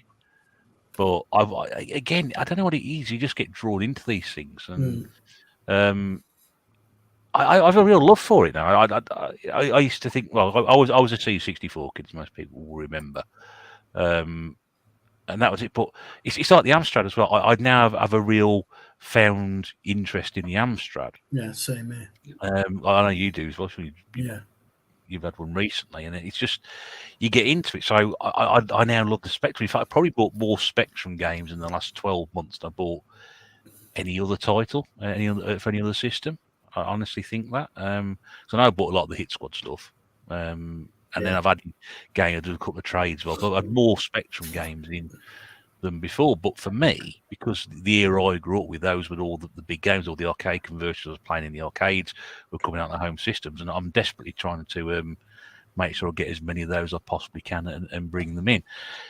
Given your affinity for the Spectrum, Stu, what's your feeling on the other two at the time? Because you're in one camp or the other. You're either in the Spectrum or the Amstrad or the C64.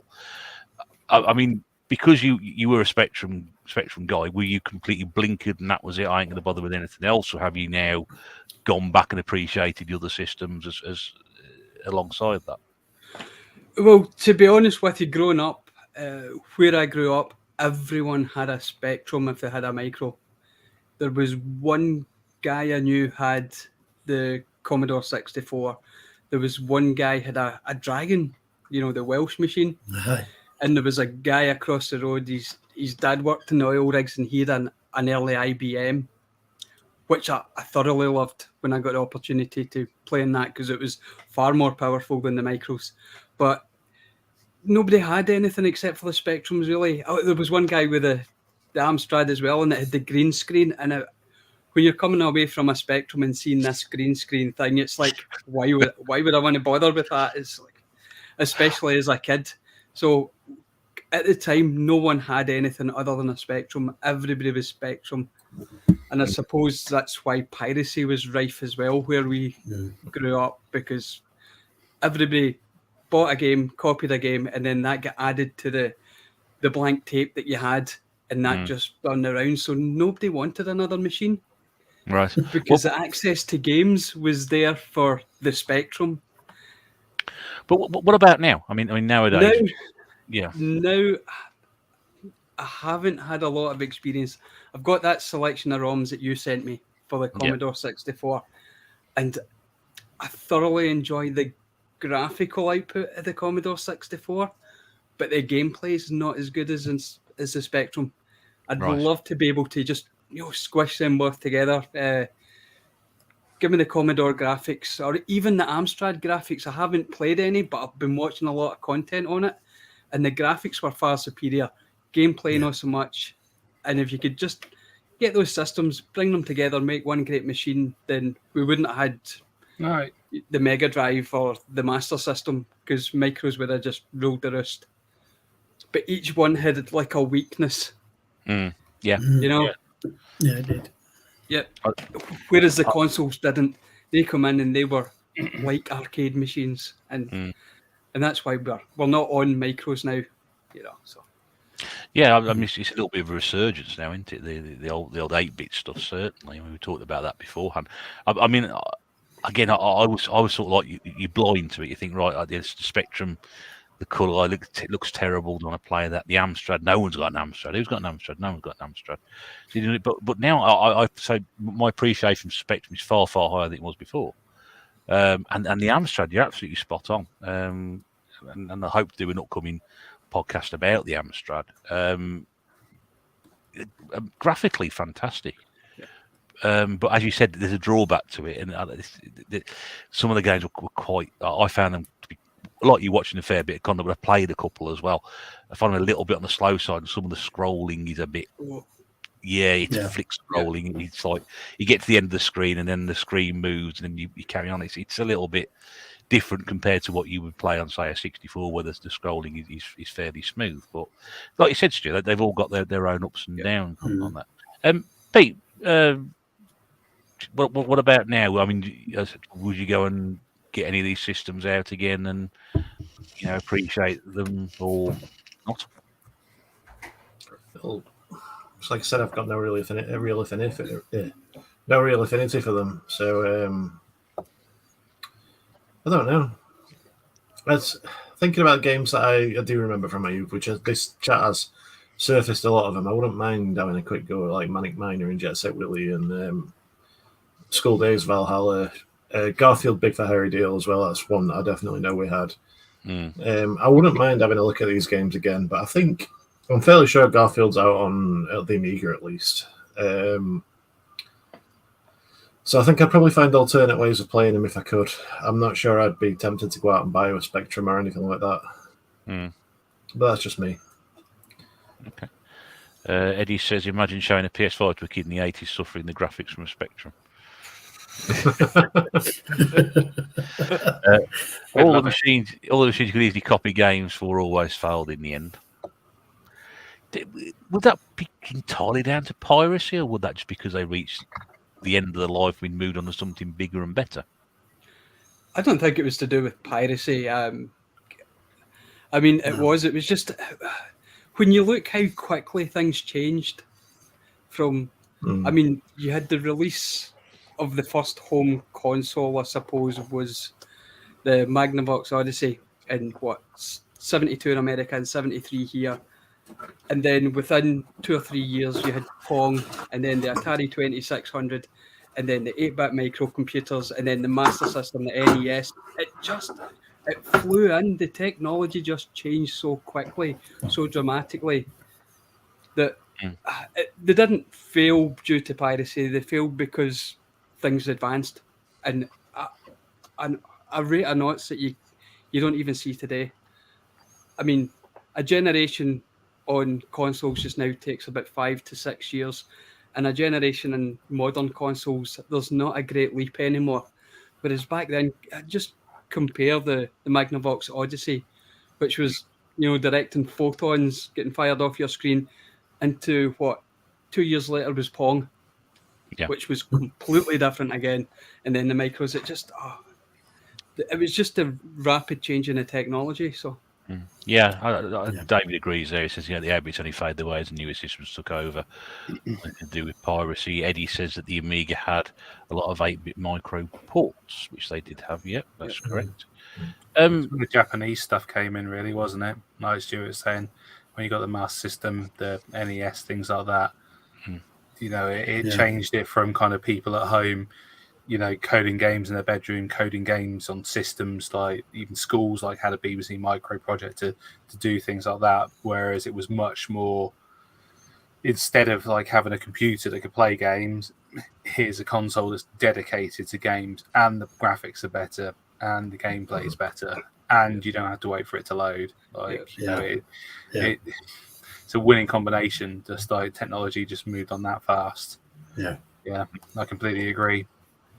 Were you going to show us something there, Peter? You had a system in your hand? No, it's just Yeah, Stuart mentioned the Magnavox Odyssey, so I just happened to. There we go. So, I mean, it's a Philips video pack because we're British, don't you know? But it's weird actually thinking back. Like I said I've no affinity for the Spectrum because it was like a little bit before my time, and yet that when I saw that at Doncaster Market a couple of years ago, I freaked out. And it was the same sort of thing. We had that probably before the Spectrums. I think we had one of those in our house before me. So it's weird that I've got such a kind of nostalgia for that one, but not the Spectrum. It's crazy. Yeah, It's what you had, though. it's Yeah, what but we had both. Oh, okay. So, and we played the Maybe Spectrum a lot more than this. But you want to talk about a bad keyboard though on the Spectrum? This one's just flat. It's all touchpad. yeah. It's mental. It's like speak and This- spell. Yeah. It's like really made this really weird like noise when you pressed it, like a beeping noise, like a what were the kids' toys you had? It was like the shape of a soldier with a keypad on the front of it. Oh, Major Minor. Major Morgan. Morgan. Major Morgan. Morgan, yeah. Yeah, it was like having a big one of those. Oh, yeah. Yeah. How's it go? Beethoven's Fifth Symphony on that sort of music. Yeah. Yeah, I remember. I Playing remember someone that. on Nokia. What about you, Sean? I'm not a silly question to you, mate. And I know your answer is going to be, but I mean, these systems now are they things you go back to? You got the same sort of affinity to them as you had before? More so, actually, mate. Yeah, I mean, I'm right back into the 8-bit systems. Also, predominantly Commodore, but definitely Spectrum. It's a shame that more of the younger generations don't, at least try them and have a go at them. Don't get, it's like any system. Don't get them as wrong. There's a lot of crap. There's a lot of games you'll play for, a few minutes and think, oh Jesus. But there is still a lot of good games that stood test of time. And if they can get to play them games, and they might just appreciate, the 8-bit micro systems, particularly Spectrum. I saw not long back, Nerdy Geezer had subjected his kids to some Commodore 64, and I never got around to watching the video, but on the thumbnail it was like the kids looked suitably unimpressed. Yeah, but I know what Lee, his kids they do try and they spend a lot of time gaming together. So yeah, I'm pretty sure that they're listening. But then I saw a video years and years ago on I think it was BBC website, and a guy got into a school with an 8-bit system, and the kids didn't know what a tape was. He said, "Well, you'll put this in here," and then I think in all fairness, it was a Commodore 64, and you put the tape in there. What's a tape? They didn't know what a tape was, and then put it in there, and then you press the key there, and then you press play, and they said, "Well, what happens now?" "Oh, you wait 10 minutes." What? Well, so to a 20-year-old who couldn't believe that games actually came on tape. Yeah, It's the thing. Haven't got a clue. It's the thing I mentioned a while back about the old school Wii, though, isn't it? When I told the kid at work that a guy that I actually work with that I collected computer games, and he's like, "Oh yeah, have you just got the new stuff, or have you got anything really old like the old school Wii?" Nearly slapped him. Did you Will Smith him? Yeah. You keep my Nintendo's name out of your fucking mouth.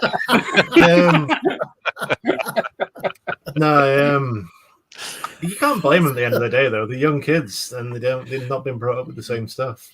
But you laugh at that now. I mean, the Wii was nearly 15 years ago, wasn't it? So yeah. That kid would only been about 5 at that point. It's a generation back now. Same question to you, Nathan.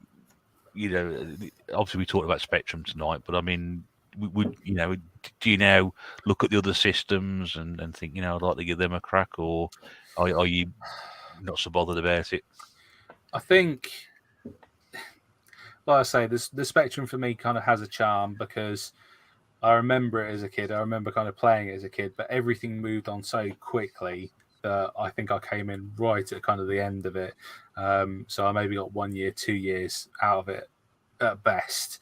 So kind of going back and seeing it and playing the old games now has a certain kind of charm for me. But will you get the younger generation in to play these games? I don't think so. I think they'll take one look at it, realize the tape takes more than 30 seconds to load, and just go on their smartphones and just bring up some kind of coin dozer game or something like that and break my heart all at the same time. But there's something to be said. The fact that these games have lasted and they still hold such memories with people is just amazing. And to see the kind of technology as it was at the time and kind of take a step back and think, at the time this was cutting edge. I really love it. I still think that they're quality, but it does frustrate me how long things do take to load still. I mean, even back then, you put a game into load, you go off, have your tea, you come back, chances are it probably crashed halfway through. And yeah, when you just wanted to play a game as a kid, you wanted it to be instant. I mean, now even more people want things to be instant. So trying to go back and load a Spectrum game, it's just not the same. But it's nice to see that technology is kind of, putting these things forward to say, no, you actually can play these things. You can actually just flash it to memory. It's there. You plug something into the back of a Spectrum that's, ridiculously overpowered for it, and you can just play the game instantly. Or you can just emulate it. Either way, whatever suits. Raz did a video about the Fairchild Channel F89. Fairchild Channel F89. Do you remember? I can't even say it, Raz. But I must admit, I didn't see that one. But that's an old system for me. Name rings a bell. Never heard of it. I know of it because I've read books about it. Yeah. That system came out before the Atari 2600. Yeah, it's going to be mid to late 70s. It was the first. It was the first of the 8-bit consoles. It got buried with Atari. Atari just could market better. So to sort of finish off with the last question for the evening, because obviously it's the 40th anniversary of the Spectrum, which is why we've done this podcast tonight with our guest Stu. I'll go around everybody in turn, and I'll finish on myself. So the lasting impression the Spectrum has left.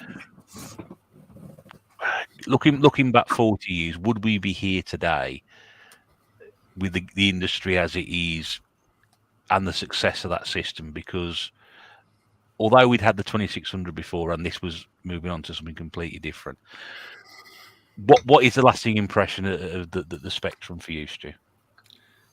For me, it defined me as what type of person I was going to be. I was going to be an indoor cat. I was going to play games inside the house, not go outside. And that's probably why I look so young. I avoid direct sunlight at any opportunity. You live in Scotland, of course you've all done right. And there you go. I'm Scottish, a gamer, and I don't go outside. It's just as simple as that. I mean, before that, I remember going out to play, and obviously I did as a kid go out and play. But if you had a friend that was willing to sit and play one of the games that you like to play, that's what we done all afternoon. And that was me. I was a gamer after that. I just fell in love with the hobby, and I've never looked back. Just one small break in between the +3, the Spectrum +3, and the Mega Drive, and that was it. Yeah. And as for where we would be if it wasn't for the micros, it would take. Look at America. That's what happened there. They did have the Commodore 64 and the Tandys and the Cocos and things like that, but they weren't as big. They weren't quite as accepted. So they had to wait until Nintendo came along in '85 for them before they get back onto gaming. So we'd been gaming for almost 5 years before that. I think we got a lot of great coders and great game developers as well coming out at that time. I agree. Ones that went on to shape the way the industry was going to be. Take Rare, for example, that obviously was Ultimate back in the day. And so I think the micros had a huge impact that isn't really noticed or it's not celebrated as much as it should be, I don't think. Just how big an impact it, especially the UK micro sort of social bubble had. Okay. Good answer, mate. A couple of comments for Welcome to Pete. David said playing something else while the Spectrum is loading. The weight doesn't bother me like it did. Probably did as a kid. Raz, going back to the Fairchild, wasn't that the first console one that could change game cartridges? Yeah. Yeah, it was. Yeah. And TJ says, my teenage kids had a good go on Jetpack on the rare replay Xbox One. Loved it. Playability is everything. Yeah, it doesn't make any difference what something looks like as long as it's you've got the playability there at hand. I have to download it though on a rare replay. I really grind my gears at this. Al says, did they have any good strategy games on the 8-bit systems? Ooh, Wealth of them, yeah. Yeah. Tons. Yeah. I mean, Rebel Star is one of my favourites. And you could play that against the Spectrum, or you could play it against a friend, 2-player. So, yeah. So now we're playing against a Spectrum then. That's fine. Because but yeah, there are. I mean, it's not a completely new thing that came out when you got to the PlayStation era, or even the Amiga venture. Chess, that's a good strategy game. Yeah. Yeah, you can get chess. Yeah, chess is dead. You could get chess on the ZX81. Exactly. 1K chess. Yeah. Chaos is a brilliant game. Claire says Text Ventures. Yeah. Well, same sort of thing, isn't it? Strategy, go left, pick up sword, pick up sword, pick up. I feel weird being British. All my 8-bit experience was pretty much NES. Slightly different, I suppose, with you, Pete. It's also what's the lasting impression on the Spectrum. But I mean, overall, do you think we have a lot to be thankful for it? I mean, I think gaming would have, like, a lot of what today's gaming is derived from like the Japanese stuff from Nintendo and Sega that came over in the 80s. But it's like a butterfly effect, isn't it? You can't say that if you took something out and it wouldn't have a lasting impression, sort of thing. If we didn't have the Spectrums and stuff, we might not have had the Amigas, and that Amiga was a huge part of my childhood. So if you're talking lasting impression, that's as far as it got me. Like I said, I do have decent memories. My first game was a Spectrum game. I do remember playing Valhalla a lot. Deus Ex Machina as well, that was another one. Where you had to load the game up and then change it to an audio cassette to play alongside the game as well. Certain things like that have properly ingrained themselves in my memory. So even from someone who didn't really take much in back then, it has still had a bit of an impression on me. But apart from that, I don't know, it's just not an avenue I really want to go down. I've got stuff like Ataris and things like that, and I've attempted to play games from that kind of era. And I think just as I can appreciate them for what they are, but it's just not really for me. So on that kind of note, I can sort of sympathize with the kids you mentioned earlier who didn't know what an Atari was and didn't know what a tape was and stuff like that, and weren't interested. I can sort of sympathize with them because you've never known anything that basic. But I don't know. I think they're important. They're an important part of history, but to me, they're not really that ingrained in my history as a gamer, sort of thing. Okay. Yep. Each their own. That's right. That's right. Sean, same question to you. Yeah, I mean, I'd like to think its lasting impression was that it brought families together. I mean, around about that time, before the Spectrum came out, kids were sent out to play. We didn't really have many indoor activities. Everything would go on, get out to play. And I know, speaking from myself, that the Spectrum did bring me and my dad closer. My dad never really did any activity with me other than playing Spectrum, and he got right into it as well. So that was nice, but never really did sports sports together. My dad wasn't really into sports, playing sports anyway. He used to watch sports, still does, but never really into playing sports. So, you know, and any kind of pastime like that. So, yeah, the Spectrum did actually bring me and my dad, and even my sister and my mum had a little go. So probably one of the, you know, the first computers that brought families together. And to be honest, they did always kind of, you know, shove that in your face, didn't they, in adverts back then with all these, like, home systems, even the Atari and that. The adverts would show all the family playing together. And I think Spectrum certainly did that. Okay. Nath? Yeah, I was just kind of thinking about how I like it, really. Also liking the podcast. Yes, don't forget to like the podcast. Yeah, don't forget to like the podcast like I just did.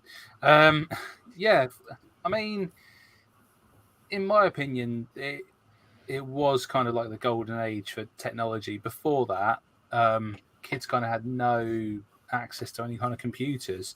So they said, like, you know, Clive Sinclair kind of worked on a different level with computers, and he was really, you know, ahead of his time with a lot of things.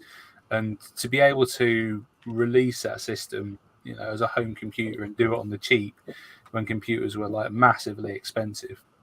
I think I watched something a while back that said, like, he worked around some of the fact that he got in cheap processors and chips because they weren't quite on the same voltage.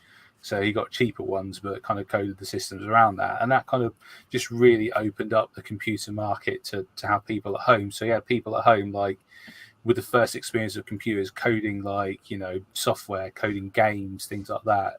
And that kind of really opened up the kind of game market to indie gamers who probably are still, like, you know, building indie games now. I mean, Matt Smith, I think, is it Matt Smith who did Manic Miner? Smith, yeah. Like, yeah, did it in his bedroom, like, you know, made a hell of a lot of money. I think burned it all and then just, you know, made Jet Set Willy. But, you know, there was people out there like that who had, you know, the brains to do it and to make games. And although it was kind of that period, you know, I think, although I was quite young and I didn't really see it from that perspective, like, looking back and seeing what other people, like, say on it, you know, it taught people to code, it taught people about computers that they didn't actually have access to before that. And I think that's special, really. I think if you look back in it in that respect, that's absolutely amazing. And you got to remember when this came on the market, this was 125 quid. Okay, Yeah. back in 1982. Now the nearest comparisons, that was a Commodore 64, which I think retailed for something in the region about £300. Yeah. So to produce a machine that was cost less than half the price of the C64, it was an amazing achievement. And I think we have a lot to be grateful and thankful for that this was such a massive success, because it spawned other systems to come on the market. It was such a big brand that when Sinclair ran into trouble, Alan Sugar came in and bought it for, you know, rightly or wrongly or whatever. He stepped in to buy it to keep it going. So because it's such an iconic name, people remember it. It's such an iconic system. People remember it. They remember that we talked about the keyboard. They remember the keyboard. Yeah. First thing about Spectrum rubber keyboard, everybody thinks about it. Or there's the iconic +2 model, which they showed earlier. And I honestly believe, without this being as cost effective as it was at the time, you know, not just to produce but to buy as well, we may never have got to where we are now. I think there's a lot to be thankful for it. You know, 40 years old this year, and here we are talking about it with great affection. I know it's not everybody's cup of tea. We discussed that tonight. A lot of people, you know, I mean, I've never had one. Nate never had one. Pete's got very little experience with it, from even though they had one. You know, he remembers other systems. Whereas Stuart and Sean, I think, got far more out of it than the rest of us did. But you know, we have a lot to be grateful for, this little system, and that's why we celebrated it tonight. And I hope people have, you know, learned a little bit or discovered a bit more about it. I might want to read up about it. I mean, Dylan's buying stuff off eBay. We were talking about it earlier, wasn't he? You know, data cassette for it. So, Question, Russ. Yes. Do you reckon in 40 years' time we'll be talking about the Porky Box? That's kind of funny. I think there's a very distinct possibility I might not be here in 40 years' time. If I am, you're all very welcome to come back. We'll set a date now, 40 years from today. It was interesting. Episode 7,907 of the podcast. If anybody is around, then yeah. But yeah, I don't know. That's a fair question. Probably not. I'm on the fence right now. I'm not sure. Yeah, sales of porky boxes have increased. People at AliExpress sit there. What's going on? What's going on? Flying off the shelves in the last 2 hours.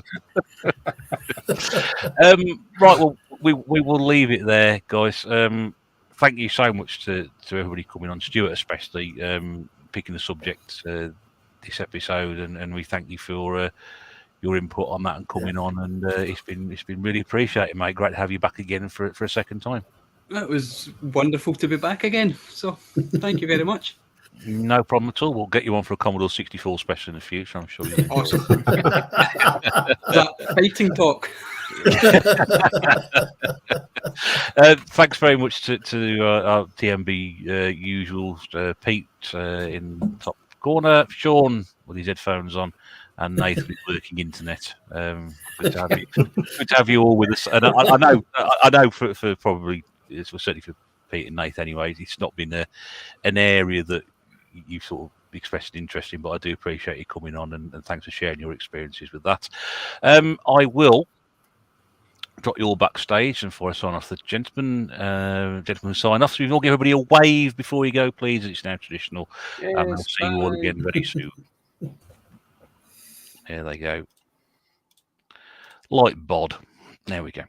Yeah, I hope you've enjoyed that bit of an interesting discussion. But, you know, the 8-bit stuff, the micro stuff is on the rise. There is a real interest in there. So if you have found some interest from this tonight, I do hope you'll go out there and see if you can do it. And like I said, you know, you don't have to necessarily have the original equipment. There is emulation available. Again, it's a subject some people like to talk about and get involved in. Nothing wrong with it at all. It's an easy way of doing it. Or you can be like me and just sit there and do it the normal way. Thank you so much to everybody who's come into the chat. I appreciate it's been a bit of a you know, bank holiday weekend. It's been very nice weather, etc. And obviously it's Easter Sunday as well, so there's a lot going on. So those of you who've turned up and contributed to the chat tonight, thank you so much indeed for doing that as normal. And if you do watch this at a later date, please don't forget to leave any comments about the experience you've had. Don't forget to give the stream a thumbs up as well. And if you feel the need to subscribe, please feel free to do so. It's always greatly appreciated. We love doing this as much as you enjoy listening to it. Now, we are back again in 2 weeks' time. We have a guest lined up. We're still waiting on the subject to be decided, which will be interesting. So we'll get that hammered out for our next episode on the 1st of May. Just want to mention very, very quickly, next week it's the swap shop for April. I'm only mentioning that. Well, I mentioned it because it's been a nice promotion for Lee, but also I shall be on that as well. So I will be here again this time next week on another programme. So do pop along for that. But yeah, thank you so much indeed for everybody contributing. It's been brilliant to talk to you. And we hope you have a very good remaining Easter. And we will speak to you again in 2 weeks' time. But till then, this is the Retro Bear signing off. Do take care, and we'll see you again soon. Until then, it's bye for now.